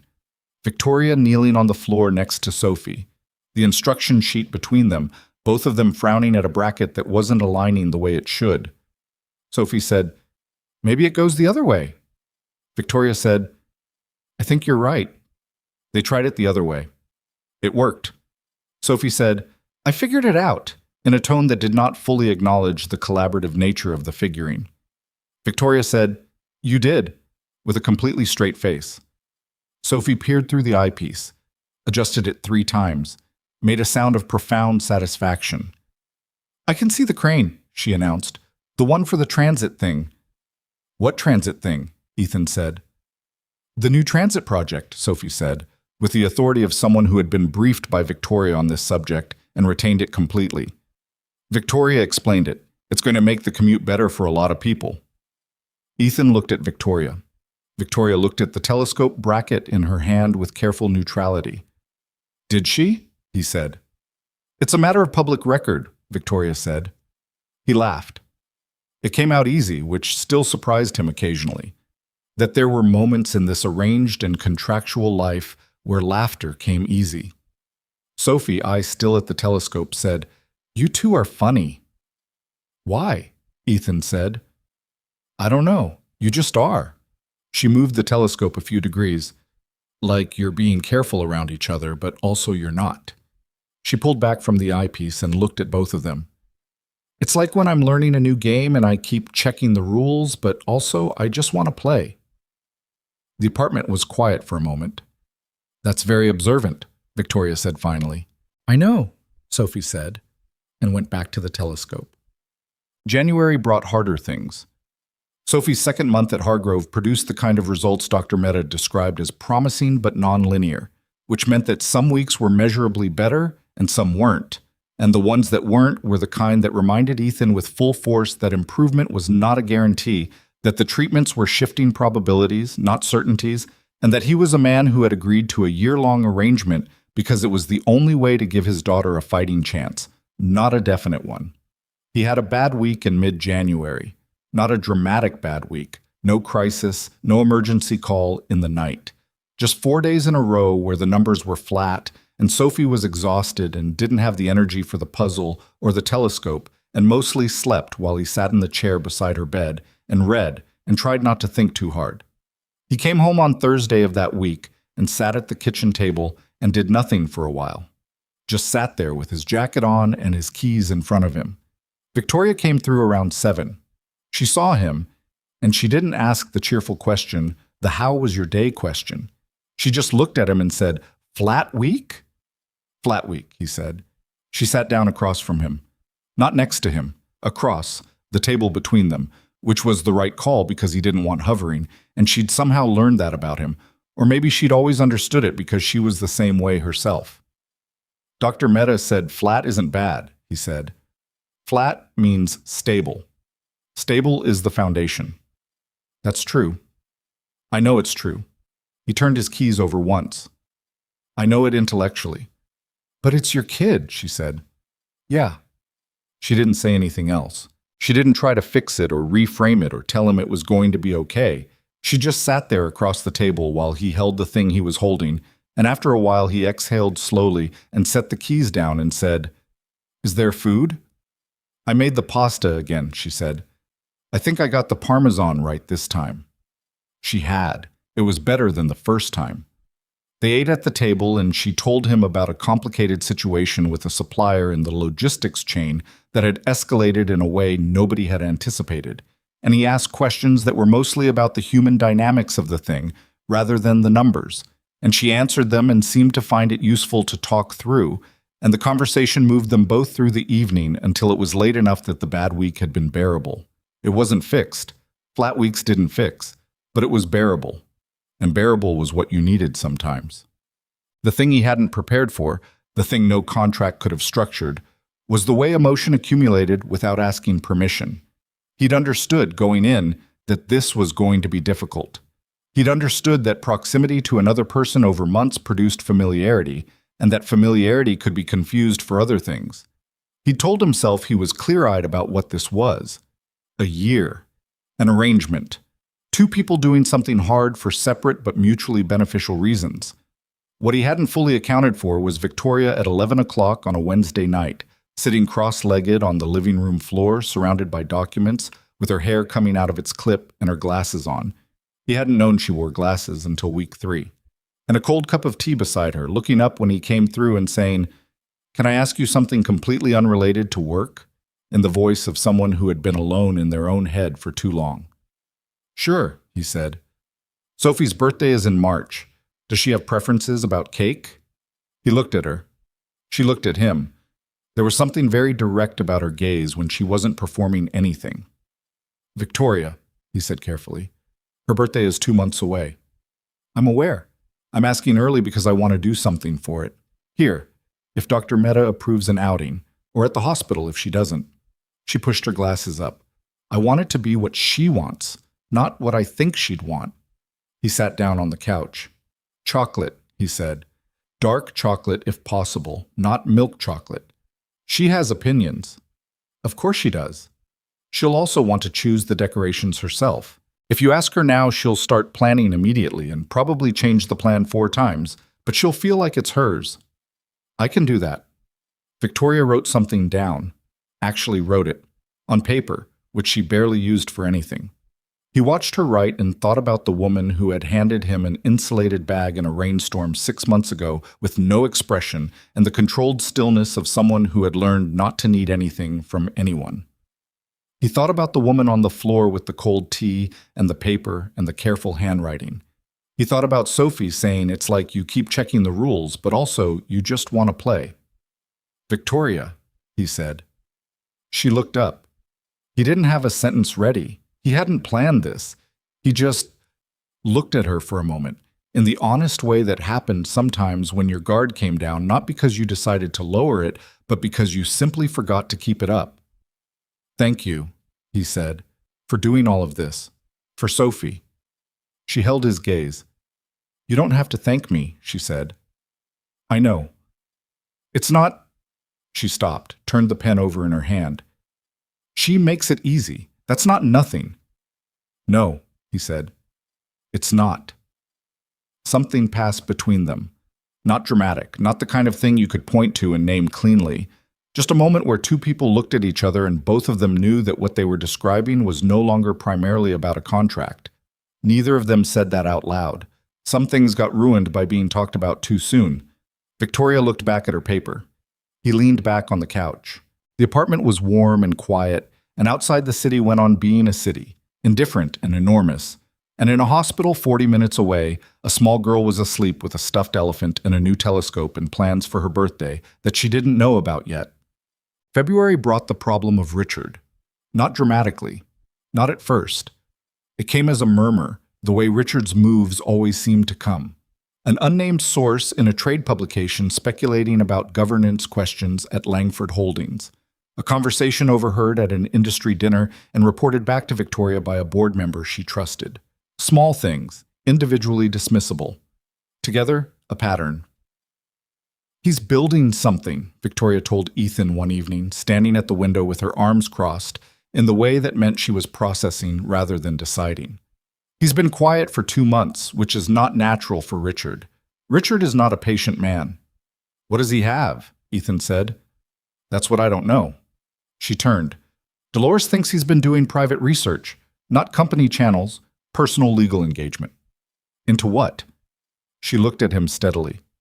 "Into us." The word landed in the room and stayed there. "He wants to find the contract," Ethan said. He wants to find evidence that the marriage isn't real. If he can prove that the inheritance clause was satisfied through fraud, the trust transfer goes back into question. The board committee gets reactivated. She said it without drama, just the facts, but her hands were not still against her arms. How close could he be? I don't know. Dolores has worked with me for 8 years. She's meticulous. But Richard has resources and motivation and 2 months of runway we didn't know about. Ethan was quiet for a moment. What do you need from me? He said. She looked at him. I need to know if you're still in this, she said. If this gets harder than either of us planned, which it is about to, I need to know you're not looking for an exit. He held her gaze. I signed a contract, he said. I know you did. And I'm not a man who walks away from things because they get hard. He paused. But that's not the only reason. She waited. Sophie trusts you, he said. That's not nothing, and He stopped, started differently. I think you've been alone in this building for a long time, and I don't think it's been good for you. And I think the thing we're doing, the thing neither of us planned for, the part that isn't in the contract, he exhaled. I think that part's worth protecting too. Victoria's expression did something she couldn't fully control. A brief unguarded moment there and then gone, covered by the composure she'd spent 30 years building. That's a very human thing to say, she said quietly. I'm a human person, he said. It comes with the territory. She almost smiled, the closest thing to it. Her eyes were bright in a way that had nothing to do with crying and everything to do with feeling something she hadn't expected. Richard scheduled a meeting with 2 of the outside board members next Thursday, she said, pulling herself back to logistics because logistics was where she lived. I think that's when he'll show his hand. Then we have a week. Yes. Okay. He uncrossed his arms and stood. Then we figure out what he has and we get ahead of it. That's how you handle someone who's building a case against you. You know the case before they present it. She looked at him. You've gotten comfortable in boardrooms, she said. I've gotten comfortable knowing what Richard wants, he said. He wants to see us rattled, so we don't rattle. She held his gaze for a moment. No, she said, we don't. Outside the windows, the February sky was cold and dark, the city lights running all the way to the horizon. The room was warm. Somewhere across town, Richard Langford was building something in the dark, and he believed that what he was building was going to bring everything down.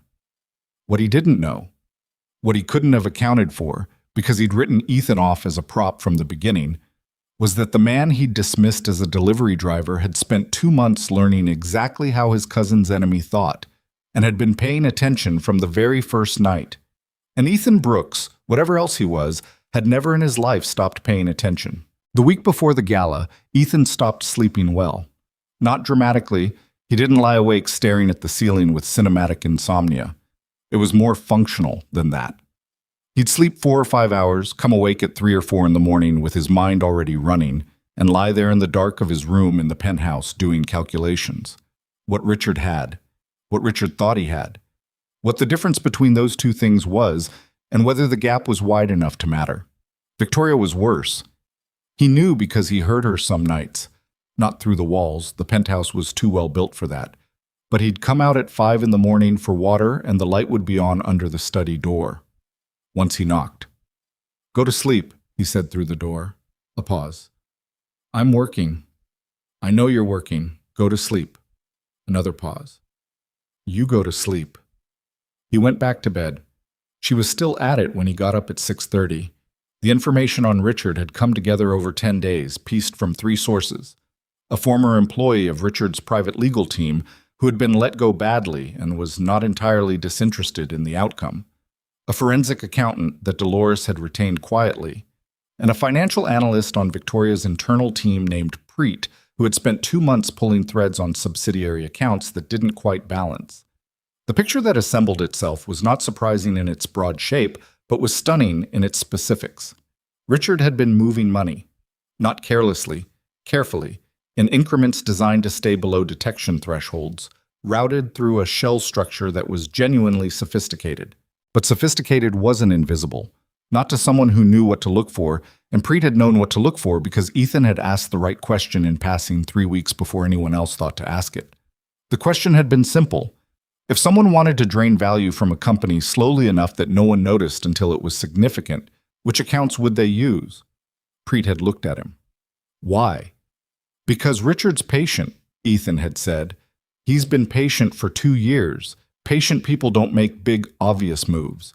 They make small, careful ones. Preet had pulled the subsidiary accounts. The number they found was significant. Not company destroying, Richard had been careful, but in the range of several $1 million over 18 months, enough to constitute serious criminal exposure. Enough, Dolores confirmed when she reviewed the documentation, to interest federal financial investigators. The question was when to use it, and how. The Langford Holdings annual charity gala had been on the calendar since September. It was the company's largest public event of the year. 400 guests, a ballroom at the Caldwell Hotel, press attendants, significant charitable partners. Victoria hosted it every year. Skipping it was not an option. Showing up weekend was also not an option. Richard would be there. He'd RSVP'd in November before any of this because missing it would itself be a signal. 4 days before the gala, Ethan sat down with Victoria and Dolores and Preet in the conference room at Langford Holdings and said, "He's going to move at the gala." Dolores looked at him over her reading glasses. "That's a significant assumption." "It's not an assumption, it's pattern." He had notes in front of him.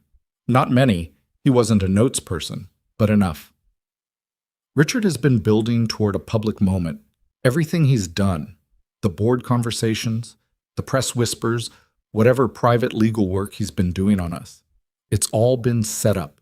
He wants a room full of witnesses, investors, reporters, partners. He wants to expose Victoria in front of the people whose opinion shapes her company's future. He looked at Victoria. He's going to stand up in that room and tell them the marriage is fraudulent. Victoria's expression was still. With what evidence?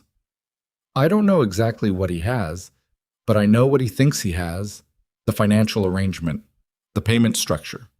Whether he has the actual contract or just pieces of it, I don't know. But he has enough to make the accusation land if he times it right, and the room is already primed against you.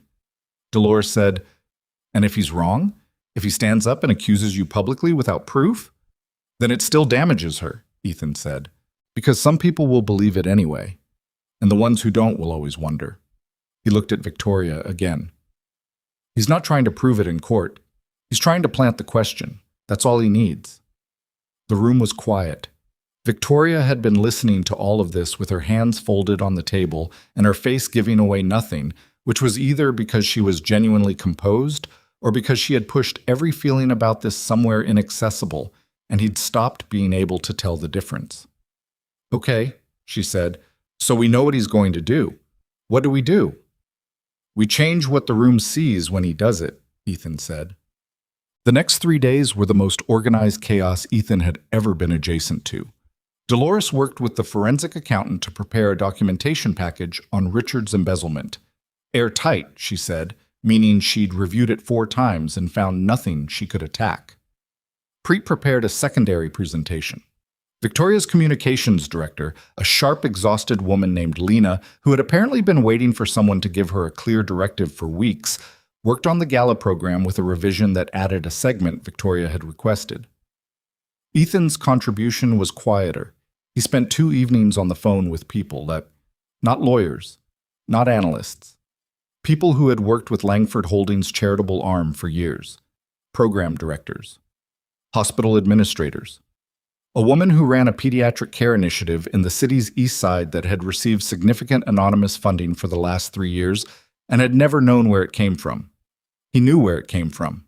He'd found the records, because Preet had found the records while looking for the other records.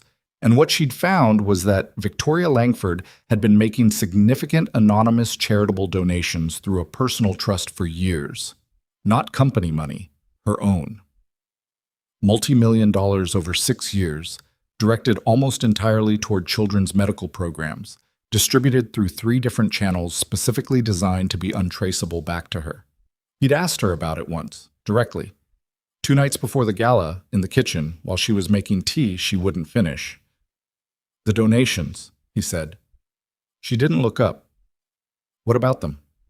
Why anonymous? She was quiet for a moment, then, because if people knew, they'd contextualize it.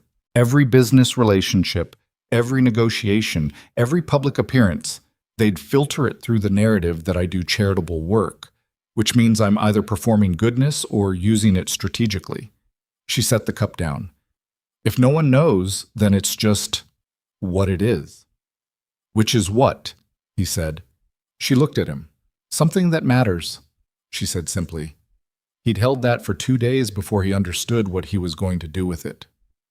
The night of the gala arrived the way significant nights arrived, preceded by too much preparation and followed by the particular stillness of a moment where all the preparation was done and you were simply waiting.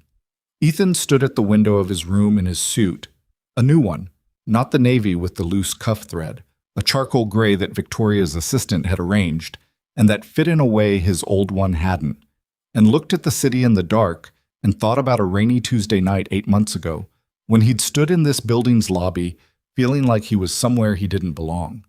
He still felt that sometimes, but it was quieter than it used to be.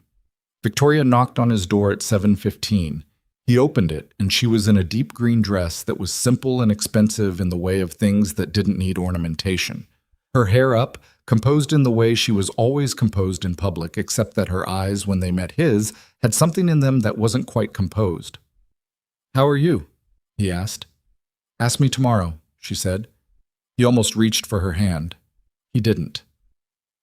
They were still in the space between the thing they'd been and the thing they might be becoming, and tonight was not the night to blur that line, with everything else that was about to happen.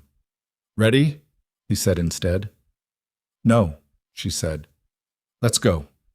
The Caldwell Hotel ballroom was everything a ballroom was supposed to be. High ceilings, warm light, the kind of scale that made individual humans feel briefly important and briefly small in alternating waves. 400 people in formal dress, a band playing at conversational volume, servers threading through with drinks on trays. Victoria worked the room the way she always worked it, deliberate and focused, moving from cluster to cluster, and Ethan stayed close, reading the room the way he'd learned to over months of standing beside her at events. He saw Richard at 9:15. Richard had come with 2 of his board allies and a woman Ethan didn't recognize who had the look of a lawyer. Not the way Dolores had the look of a lawyer, efficient and precise, but the look of someone brought to a specific event for a specific purpose. She had a tablet under her arm, and she was scanning the room rather than socializing. He put his hand lightly on Victoria's elbow as she finished a conversation with a foundation director. "Richard's here," he said quietly. East side of the room. He brought someone. She didn't look. "Lawyer?" "I think so." "Timeline?" "He'll wait for the program segment. More impact." He kept his voice low and even. "Stay on schedule. Don't give him an opening to jump ahead." She nodded once, almost imperceptibly. At 9:45, Victoria moved to the front of the room, took the microphone with the ease of someone who had done this 100 times, and began the formal segment of the evening. She was good at this, the right warmth, the right gravity, moving through the acknowledgments and the charitable presentations with a fluency that looked effortless and wasn't. Ethan stood at the edge of the room near the AV station where Preet was waiting with a laptop, and he watched Richard across the room, and he watched the moment Richard decided to move. It happened between the second and third program item. Victoria was transitioning to remarks about the company's partnership with the Children's Medical Foundation, and Richard walked forward from the east side of the room with the smooth deliberateness of someone who had planned exactly how many steps it would take to reach the center, and he raised his hand like a man who had every right to interrupt. "Victoria," he said. His voice was loud enough to reach the room without a microphone. "I'm sorry to stop you, but I think there's something the people in this room deserve to know." The room changed. The particular change of a crowd that senses something real is happening. Victoria lowered the microphone slightly. Her face was perfectly still. "Richard," she said. The single word managed to be both acknowledgement and warning. "I have documentation," Richard said, and now the lawyer woman was moving forward too, and the tablet was out. That the marriage of Victoria Langford was entered into as a financial transaction, that Ethan Brooks, He gestured across the room toward Ethan, and several hundred heads turned, and Ethan held himself very still under the weight of all that attention. Was compensated to marry my cousin in order to satisfy the inheritance clause and secure the voting trust. That this entire company's current leadership structure rests on a fraud. The room was very, very quiet. Someone's drink clinked against a table. That was the only sound. Then a reporter near the back spoke. "Mr.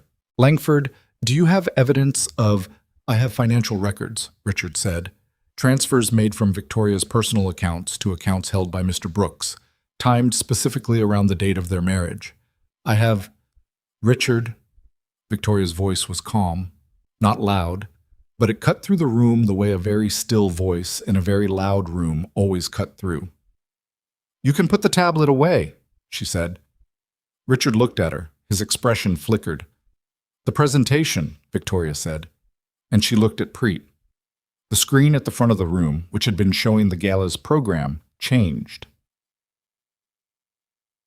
What appeared first was a document, a trust record, anonymous donor. The amount was significant. Ethan had known the number for days, and it still registered in his chest.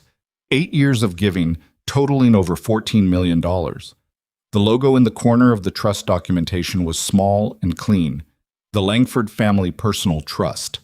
The program director of a children's medical foundation, seated at a table near the front, made a sound. She was looking at the screen and her expression was doing something she wasn't controlling. Ethan had called her 4 days ago. He'd explained what he could within the limits of what he could explain. He'd asked her one question. Did the funding her organization had received over the past 6 years change anything for the children in her programs? She'd been quiet for a long moment, and then she'd said yes, in the specific way that yes sometimes came out, not quick and easy, but waited. The screen moved through documentation, program by program, year by year, children's cardiac care, pediatric neurological research, the Mitochondrial Disease Initiative at Hargrove Medical Center, a program that had been struggling for funding until 3 years ago when an anonymous gift had rebuilt it from the ground up. The room understood this slowly and then all at once. The foundation director stood up, not because she'd been asked to. Ethan hadn't asked her to do anything except attend. She just stood up, the way people stood up when they needed to be vertical to hold the weight of what they were feeling. "I don't know who the donor is," she said. Her voice was unsteady. "I've spent 6 years trying to find out. We have 47 children currently in programs that would not exist without this funding." She looked at the screen, then at Victoria. "Is it—" "Yes," Victoria said, quietly. The silence that followed was different from the silence that had followed Richard's accusation. That silence had been the silence of a crowd waiting to see blood. This one was the silence of a room recalibrating what it knew. Richard was still standing in the center of the floor with his lawyer and his tablet, and the geometry of the room had shifted around him without him moving. "Richard," Victoria said. Her voice was still calm, measured. "You came here tonight with financial records. So did I." She nodded at Preet. The screen changed again. The embezzlement documentation was not presented dramatically. Preet had put it together as a financial summary. Clear, sourced, dated. The accounts, the transfer structure, the amounts. 18 months of careful, patient theft from 3 Langford Holdings subsidiary accounts, routed through an offshore structure that had taken considerable expertise to construct and somewhat less to find once someone knew to look. The number was in the bottom right corner of the summary slide. Several board members in the room had seen large numbers in their careers. They still looked at this one. Richard's lawyer put her hand on his arm. It was a small gesture, and it said everything about what the gesture needed to say. Richard said, "This is fabricated." His voice had lost the projection. It was flatter now, less certain. "The originating accounts are listed by number," Victoria said. 3 of them are accounts you personally approved in your role on the Subsidiary Oversight Committee. The documentation has been independently verified by 2 forensic accounting firms. Copies have been provided to federal financial investigators. She paused. "As of this morning?" The woman with the tablet said something quietly into Richard's ear. He didn't respond. A man near the door, plain-clothed, who had been standing there since 9:30, who most of the room had taken for hotel security, walked forward. He was followed by two others. They stopped beside Richard, and the attorney said something very quickly to Richard about remaining calm, and Ethan watched Richard's face in the moment when a man understands that the thing he built has collapsed, and watched him try to find the composure he'd walked in with and not quite get there. One of the investigators said something to Richard in a voice too low to carry. Richard looked across the room at Victoria. She held his gaze. There was nothing theatrical about what she was feeling. No triumph in her face, no satisfaction. She looked like someone who had done something that needed doing and was carrying the weight of what it cost. Because Richard was her family, whatever else he was. And the room was watching, and none of this was clean. Richard was escorted out. The room exhaled. The noise came back slowly, the way sound came back after something disorienting, in fragments and then in full. The reporter near the back was already on his phone. Two board members were speaking to each other urgently. The foundation director was still standing and crying quietly in the way of someone who hadn't expected to be moved tonight, and was. Victoria stood at the front of the room and let it settle. Then she brought the microphone back up. "I want to apologize," she said, "for what just happened in this room. You came tonight to support work that matters, and I'm sorry your evening included that." A pause. "What I'm not sorry for is making sure you know what this company does, not just in the conference room, not just in the shareholder reports."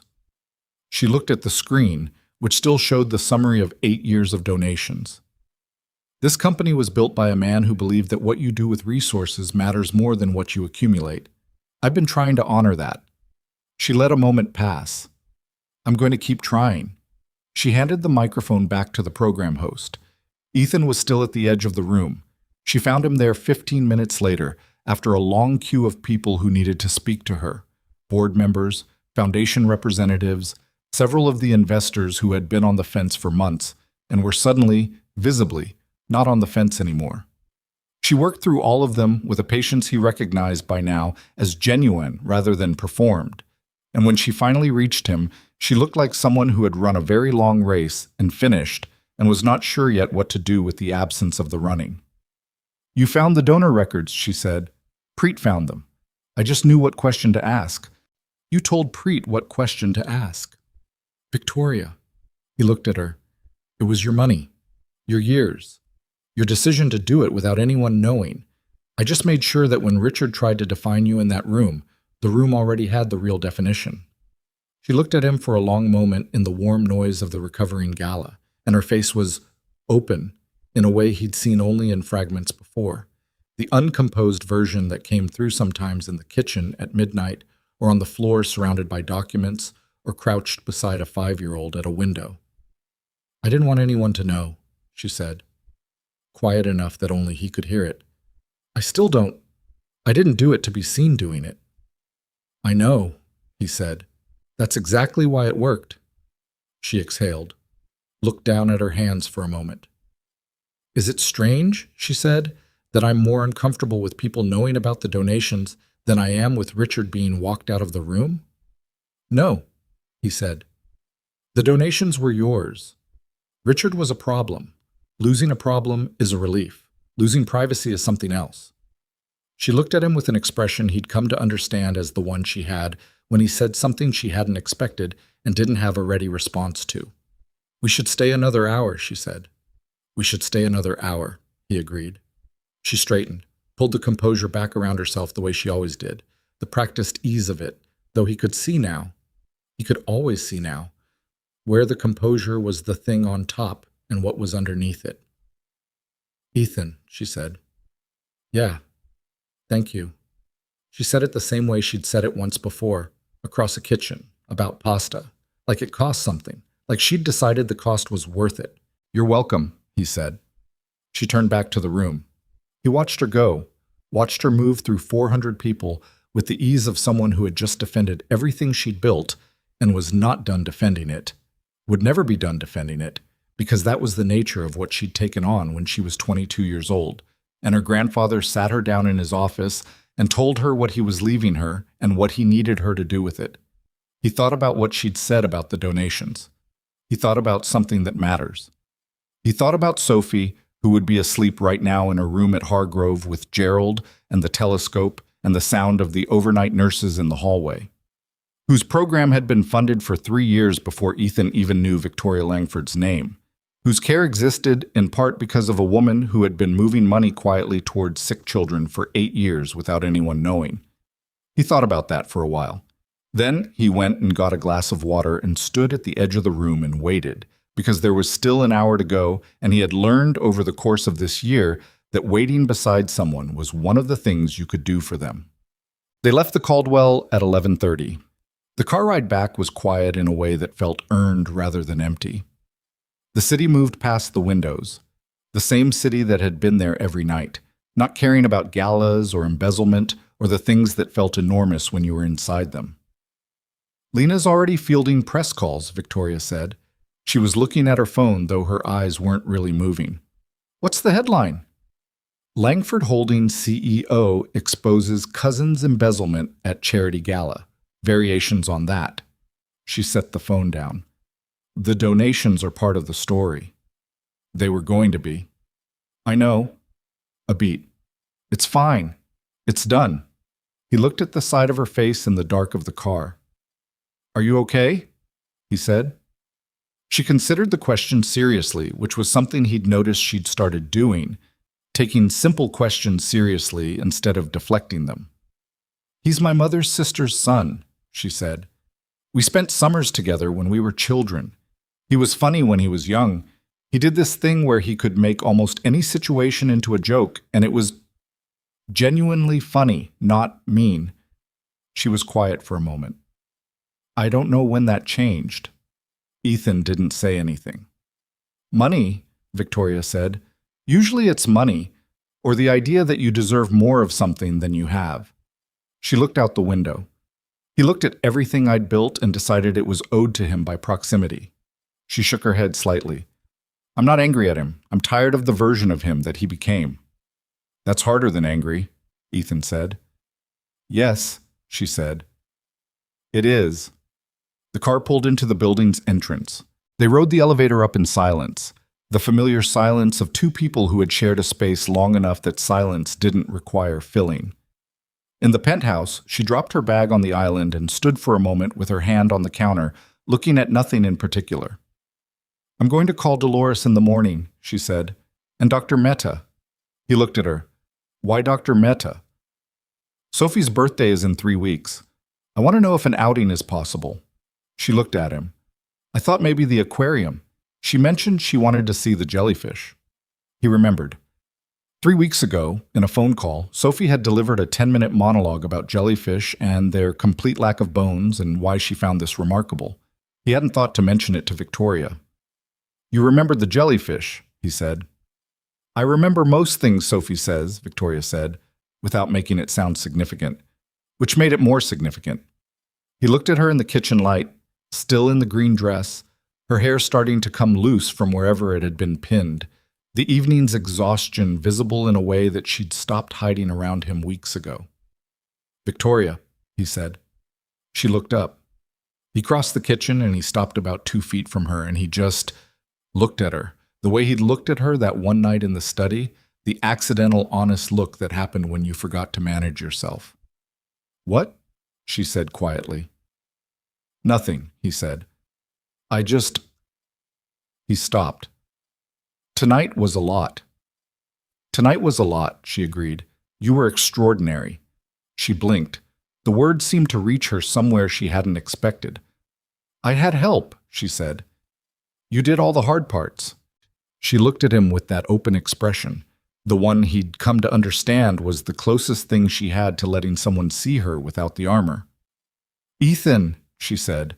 Her voice was different, lower. "I know," he said. He did know.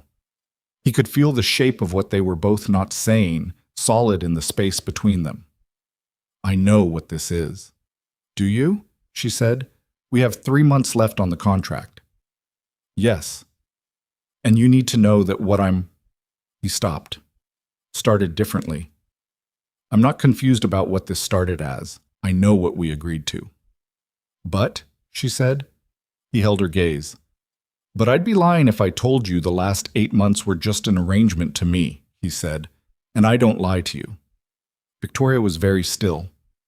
You haven't, she said, lied to me. Not once. I know. Most people lie to me constantly, she said. Nicely, professionally, strategically, but constantly. I know that too. She looked down at her hands, looked back up. I'm afraid, she said, of whatever this is. I know, he said. Me too. She made a sound that was almost a laugh, small and real and slightly undone. That's not comforting, she said. No, but it's honest. She looked at him. Outside the windows, the city was what the city always was. Enormous and indifferent, and lit up against the dark in the way that made you feel both alone in it and part of something larger than yourself, depending on the moment. 3 months, she said. 3 months, he said. She nodded once, slowly. Okay, she said quietly. He took a step back, gave them both the space that was still necessary, that was still right for now. Get some sleep, he said. You have press calls in the morning. I always have press calls in the morning. More than usual tomorrow. She made a face. Then, Ethan. He stopped. Sophie's jellyfish visit, she said.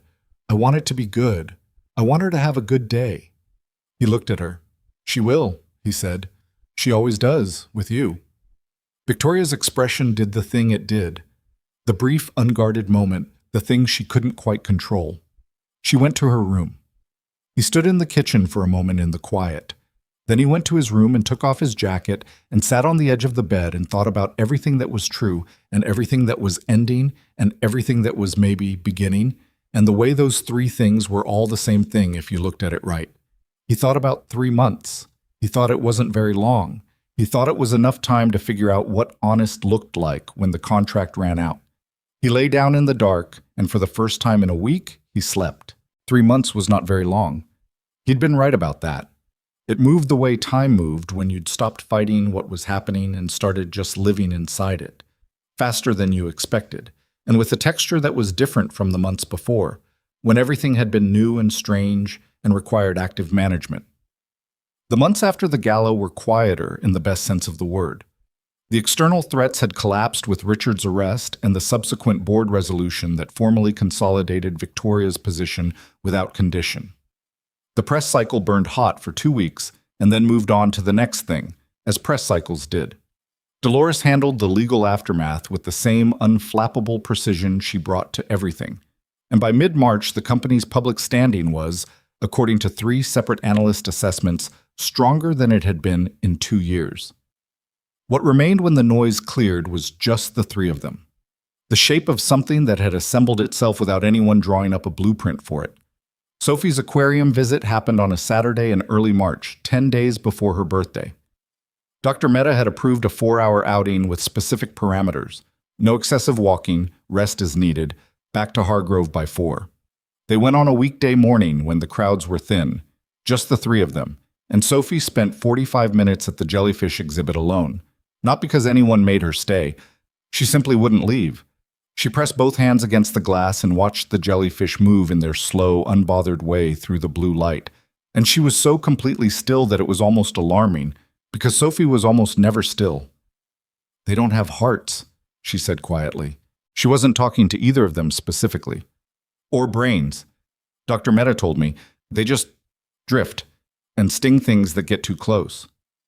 Sounds like a strategy, Victoria said. Sophie looked up at her. Is that what you do? Victoria blinked. Even now, months in, Sophie could still catch her.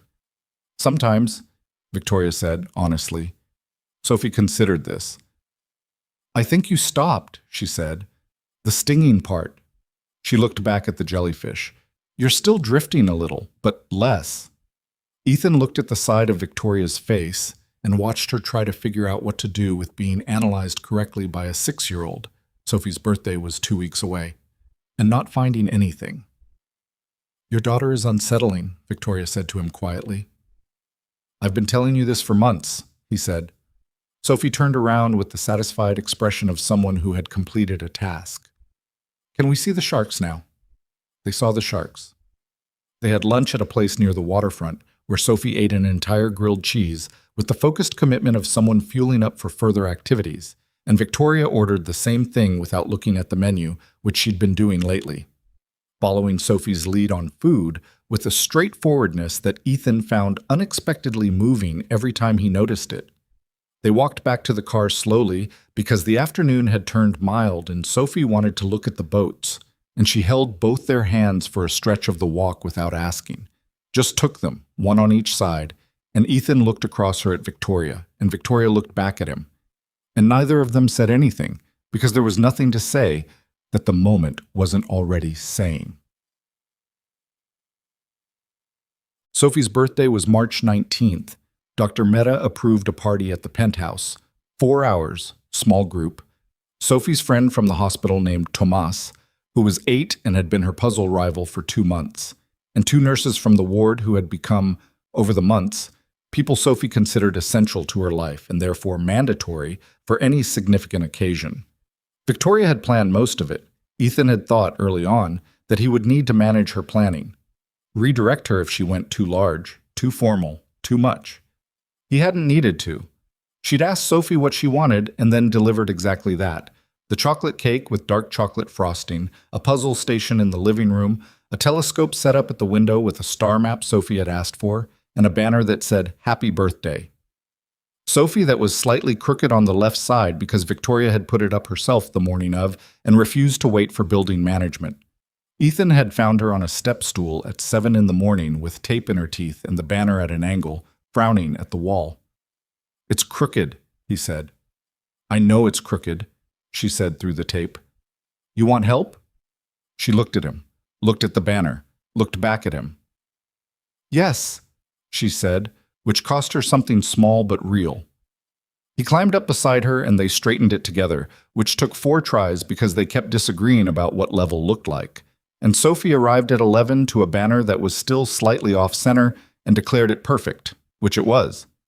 The party was loud in the way of small parties with children, concentrated and specific and punctuated by Sophie's laugh, which was still too big for her body and showed no signs of becoming more proportionate. Tomas beat her at the puzzle twice, and she accepted this with the grace of someone who was already planning revenge. The nurses sang off key. The cake was good. Victoria sat on the floor with Sophie during the puzzle portions, which was a thing Ethan noticed she'd started doing without acknowledging, choosing the floor when Sophie was on the floor, choosing Sophie's level rather than her own. At one point, while Tomas and the nurses were looking through the telescope, Sophie climbed into Victoria's lap. Just climbed in, the way children claimed spaces, without asking, with the certainty of someone who already knew the answer. Victoria went briefly still, the way she went still when something moved her that she wasn't prepared for. And then her arms came up around Sophie and she held her with the careful firmness of someone who had not held a child in a very long time and was relearning how. Ethan saw it from across the room. He looked away before either of them could catch him looking. The contract's end date was a Tuesday in late April. He'd known the exact date since before he'd signed it. He'd tracked it the way you track something important, not obsessively, but with an awareness that sat at the edge of everything.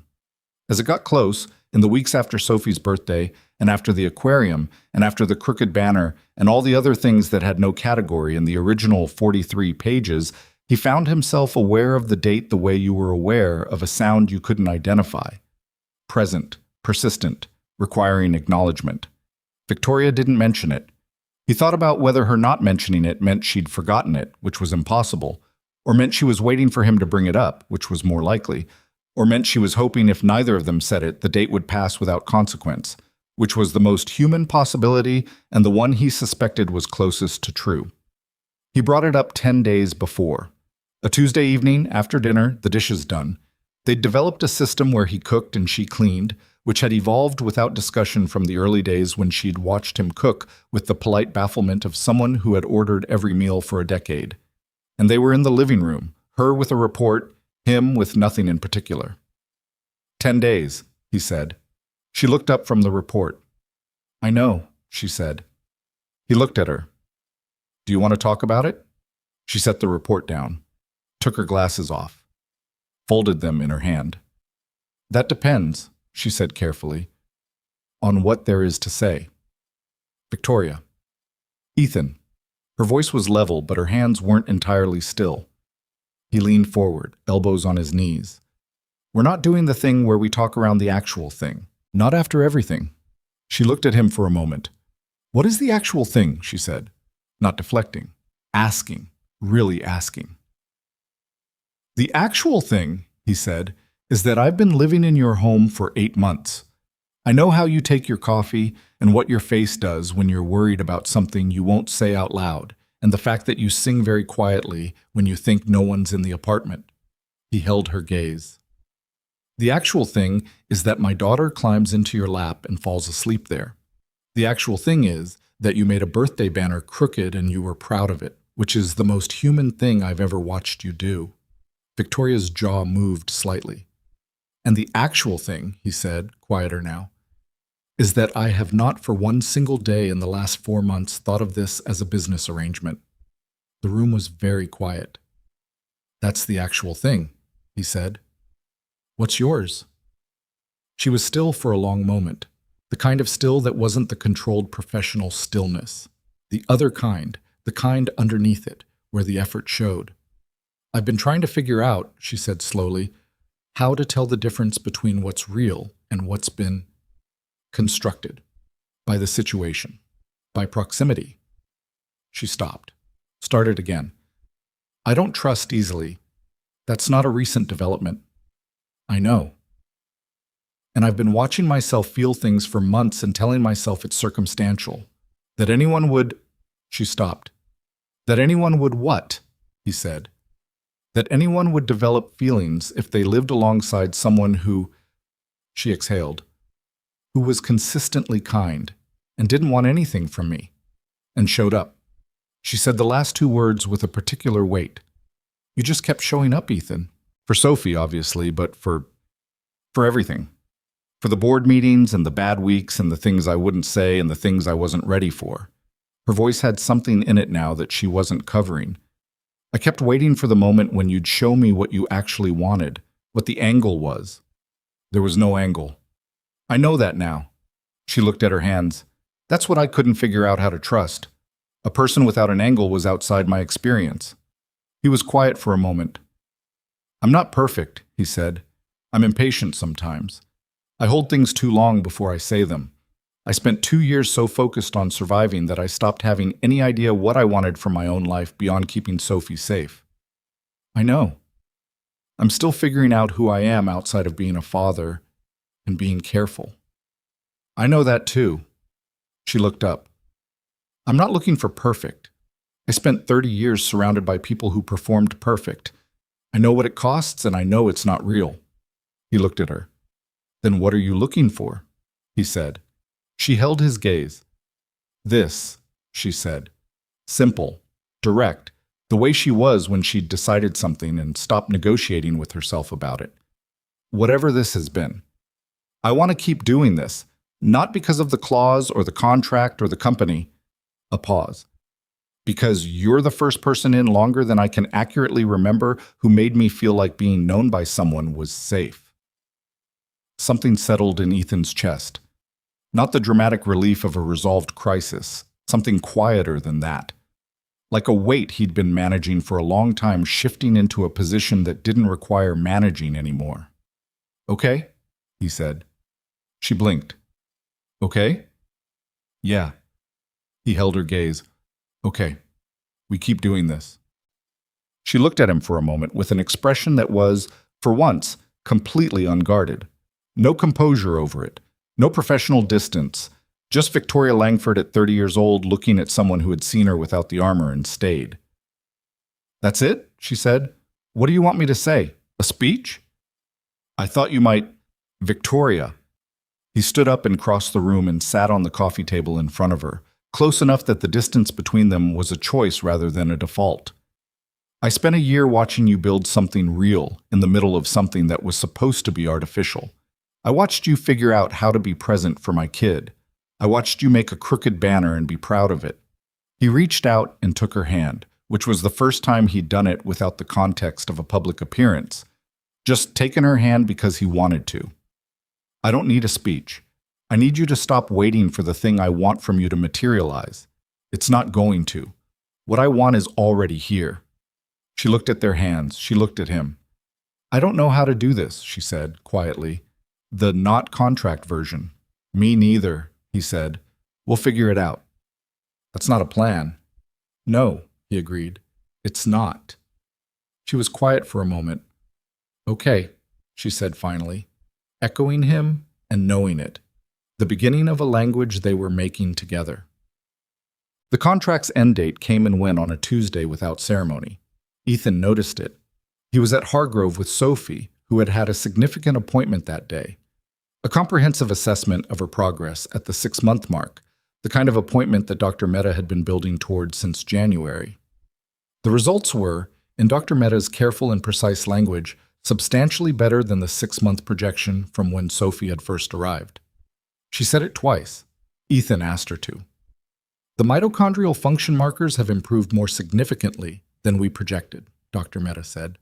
She had Sophie's chart on the screen and was pointing at lines that Ethan had spent months learning to read.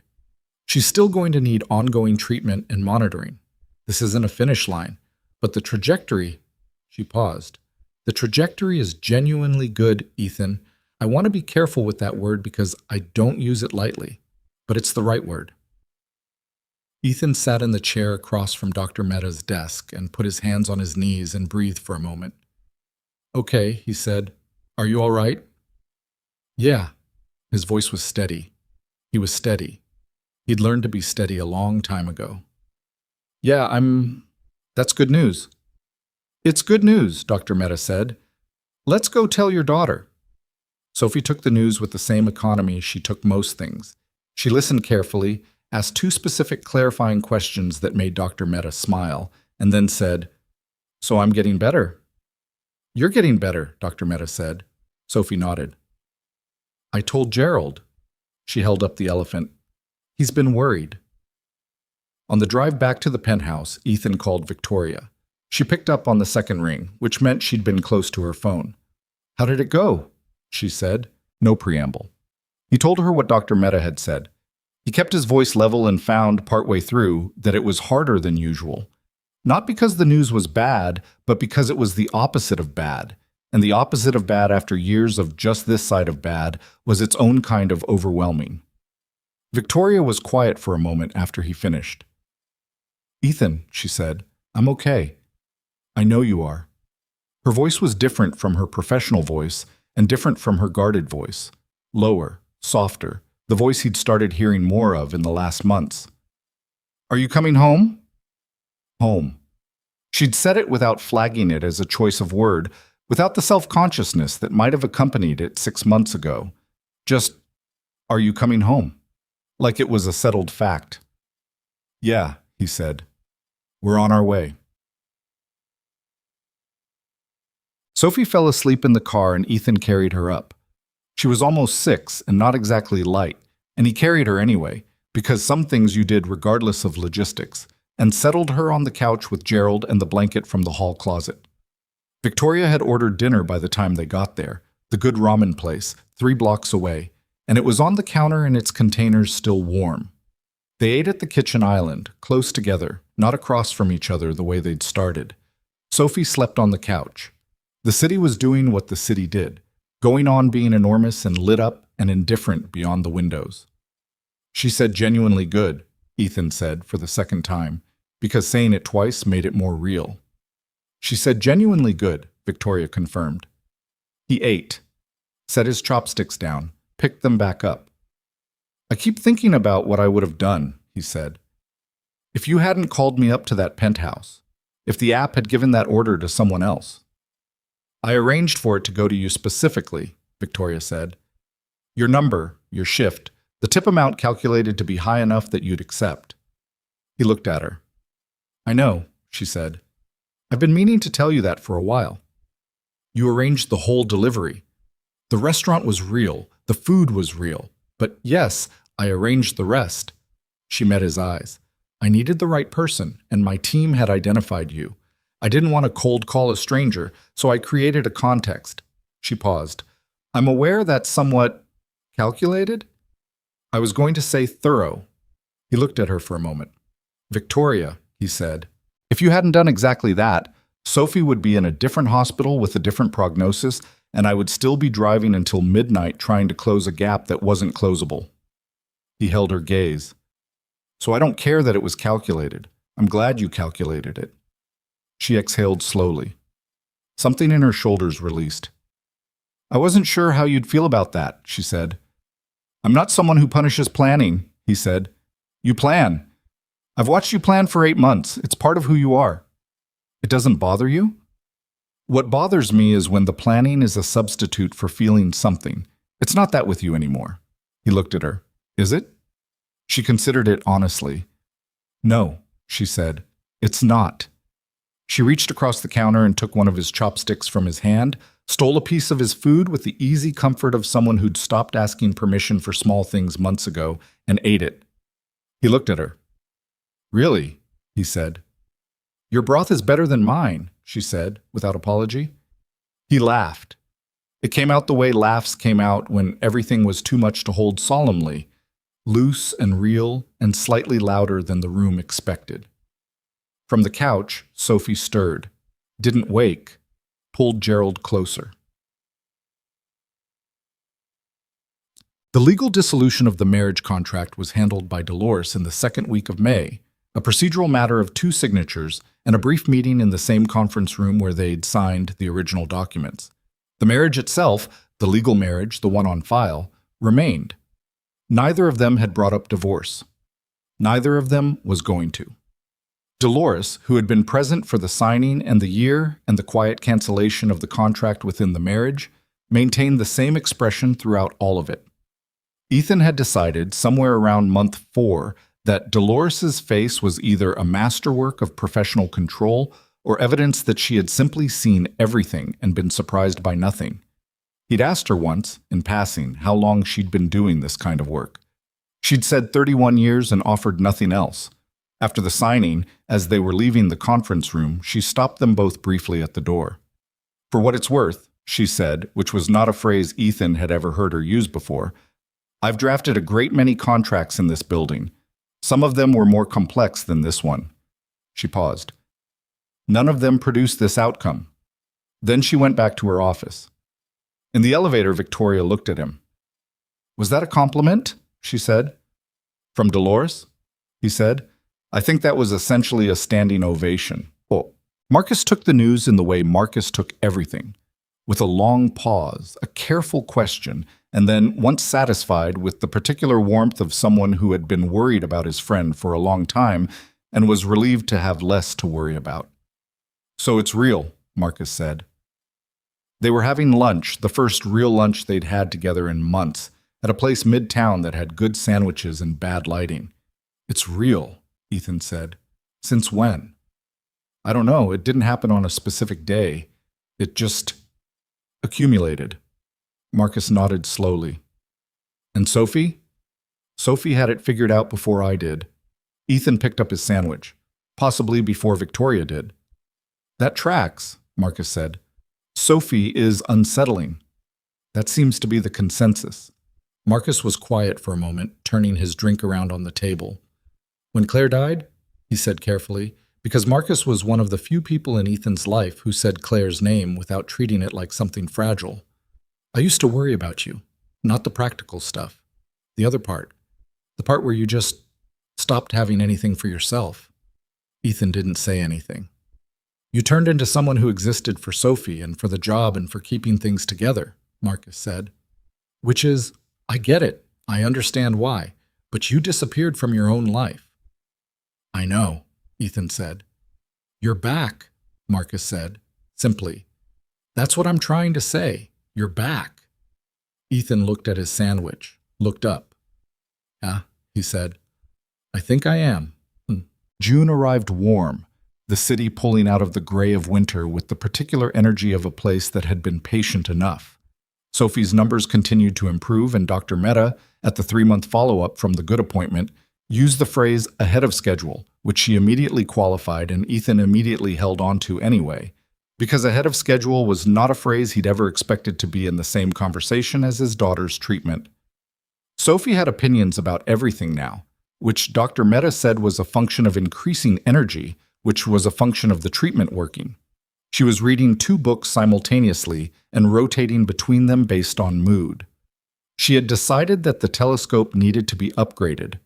The one from Christmas was good, but she'd read that a slightly larger aperture would show her certain star clusters more clearly, and she had a detailed argument prepared for why this was necessary that she delivered to Ethan and Victoria jointly one evening with the confidence of a person presenting to a board. Victoria listened to the entire presentation without expression. Then she said, "What's the model number you're looking at?" Sophie had the model number. Victoria ordered it that night. Ethan found out when the box arrived 2 days later, and he stood in the living room looking at it for a moment and thought about all the things that were ordinary now that had once seemed impossible. A box arriving at this address with his daughter's name on it. Victoria at her desk 20 feet away, working, present, real. Sophie's voice on the phone every evening getting stronger by increments too small to measure day by day, but significant across months. "You didn't have to do that," he said. Victoria looked up from her screen. The aperture argument was sound. She's 6. She's 6 and she had a sound argument. Victoria looked back at her screen. Those should be rewarded regardless of age. He looked at her. "What?" she said. "Nothing." He set the box down. "I'm going to call Sophie and tell her it's here. She'll want to open it immediately." "She'll want to open it, yes." "She can come this weekend," Victoria said. Casually, like scheduling Sophie's visits was just a thing she did now, a regular feature of her calendar, which it was. "We can set it up together." "She'll love that." "I know," Victoria said. Simply. She knew Sophie now, knew what she'd love, what she'd want to do with her hands, which parts of any activity she'd need to lead herself.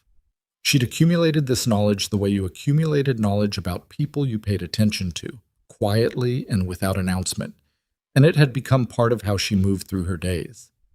Ethan called Sophie, who did immediately want to open it, who agreed to wait until the weekend with the barely contained patience of someone for whom waiting had become more possible but not less effortful, and who asked, before hanging up, "Is Victoria going to be there?" "Yes," he said. "Good," Sophie said. "She's better at reading the instructions than you are." "That's not—" Stopped. "That's probably fair," he said. The first time Ethan told Victoria he loved her, it was not a significant moment. That was the thing about it. He'd been expecting it to be, expecting the weight of it, the ceremony, the thing that important declarations were supposed to have. Instead, it happened on a Wednesday morning in July when she came into the kitchen at 7:15 with her hair still down and her glasses on, and she looked at the coffee he'd made and then at him and said, "You made the good kind," meaning the Ethiopian blend she'd developed a preference for over months of him making both. And he looked at her standing there in the morning light with her glasses and her hair down and the coffee and just said, "I love you." In the same tone you said, "Pass the salt." Like it was just a true thing. Like it had always been a true thing, and he was finally just saying it out loud. She looked at him. She set the coffee cup down. "Okay," she said, which was what she said when something landed in her and she needed a second to hold it. Then, "I love you too." Steady, direct, the way she said things she meant, and had decided to stop being afraid of meaning. "Okay," he said. She picked her coffee back up. He finished making eggs. That was it. That was the whole thing. He'd thought afterward that it was maybe the most honest moment of his adult life. Not because of what was said, but because of how unnecessary the ceremony had been. Some things didn't need staging. Some things were just true, and saying them was just a matter of finding the moment when it was more uncomfortable not to say them than to say them, and saying them. Sophie came home from Hargrove on a Thursday afternoon in August. Not permanently. She'd still need ongoing outpatient treatment, monthly monitoring, a regimen that Dr. Mehta managed and would manage for the foreseeable future. But the inpatient phase, the phase that had begun on a Friday in November when she'd been transferred from her old hospital in the back of a medical transport with Gerald under her arm, was over. She was well enough to live outside a hospital. She was well enough to come home. Home being the penthouse. Nobody had made a formal decision about this. It had just become obvious, the way some things became obvious. gradually and then entirely, without a meeting or a discussion or a signed document. Sophie had been spending more time at the apartment as her health improved, weekends stretching into 3-day visits, the corner of the living room near the telescope becoming, without announcement, Sophie's corner. There was a drawer in the kitchen with her things in it. There was Gerald's designated spot on the arm of the couch. There was the updated telescope pointing at the bay on clear days and at various star clusters on clear nights. There was a room. Victoria had asked 2 months before, with the careful precision of someone who had thought about phrasing for longer than the question required. If Sophie's discharge timeline moves up, would she want her own room? I've been thinking the north guest room could work. If she wanted to choose how it was set up. Ethan had looked at her. "Are you asking if Sophie can live here?" he said. "I'm asking if Sophie would want to," Victoria said. "And if you'd want that." He'd thought about what to say for about 4 seconds. "Yes," he said, "to both." So the north guest room became Sophie's room over the course of several weekends, which Sophie orchestrated with a level of curatorial intensity that suggested she'd been planning it for longer than anyone had been talking about it.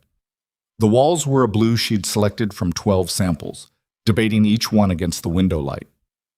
The telescope went on its own table by the window, naturally. There was a puzzle station. There was a shelf for Gerald and Gerald's growing extended family of stuffed animals, which Sophie had been quietly expanding over months, each one arriving with a name and a backstory that she explained in full. The day she moved in, Ethan carried the last box up from the car and found her already at the window with the telescope, checking the position she'd determined in advance was optimal, making small adjustments with the focused satisfaction of a person settling into exactly the right place. He stood in the doorway of her room and watched her. She turned around. "The blue is right," she said, about the walls.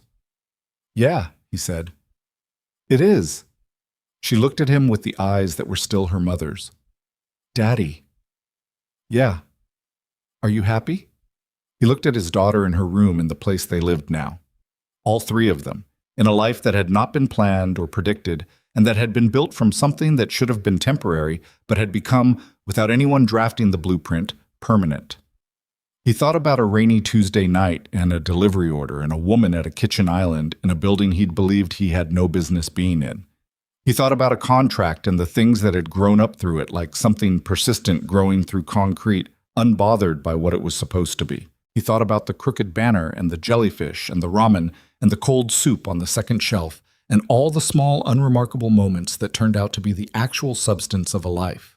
He thought about what it meant that the most important decision he'd ever made, the one that changed everything, had looked from the outside like accepting a delivery order. "Yeah, Bug," he said. "I'm happy." Sophie nodded, satisfied, and turned back to her telescope. He stood there another moment. Then he went to find Victoria, who was in the kitchen making the pasta again. She made it regularly now, had gotten quite good at it, though she'd never fully admit that, and he stood in the doorway and watched her move around the kitchen in the apartment that had stopped being hers alone a long time ago. She looked up. "She good?" Victoria said. "She's calibrating the telescope." "Of course she is." He came into the kitchen, stood beside her, looked at the pan. "The brown butter," he said. "I know," she said. "I did it on purpose this time." He looked at her. She looked at the pan. "I practiced," she said in the tone of someone disclosing something mildly embarrassing. "You practiced pasta." "I wanted to get it right." A pause. "For when she came home." He reached over and stirred the pan once, the way you did when you were sharing a task and the task required both of you. "It's right," he said. She leaned slightly against him, briefly, in the comfortable, undemonstrative way of 2 people who had gotten past the stage of making gestures and into the stage of simply existing alongside each other. "Good," she said. Outside the windows, the city was August gold, the light coming off the buildings at an angle that made everything look like something worth keeping. Somewhere down the hall, Sophie was narrating the position of a star cluster to nobody in particular, her voice carrying through the apartment in the particular way it did, filling the space with the sound of someone alive, and getting more alive by increments, small and steady and real. There was nothing clean about how any of it had happened. No clean lines, no unscarred people, no moment where someone had been purely brave or purely good or sure of what they were doing. There had been a desperate man making a choice with no good options, and a guarded woman doing the same, and then the long, slow work of two people in proximity to each other, neither of whom had known how to stop being alone, learning it together in the ordinary way, through dinner and bad weeks and crooked banners and enough honesty to outlast the fear of it. That was the whole thing. That was all of it. It was enough. It was more than enough. It was a life.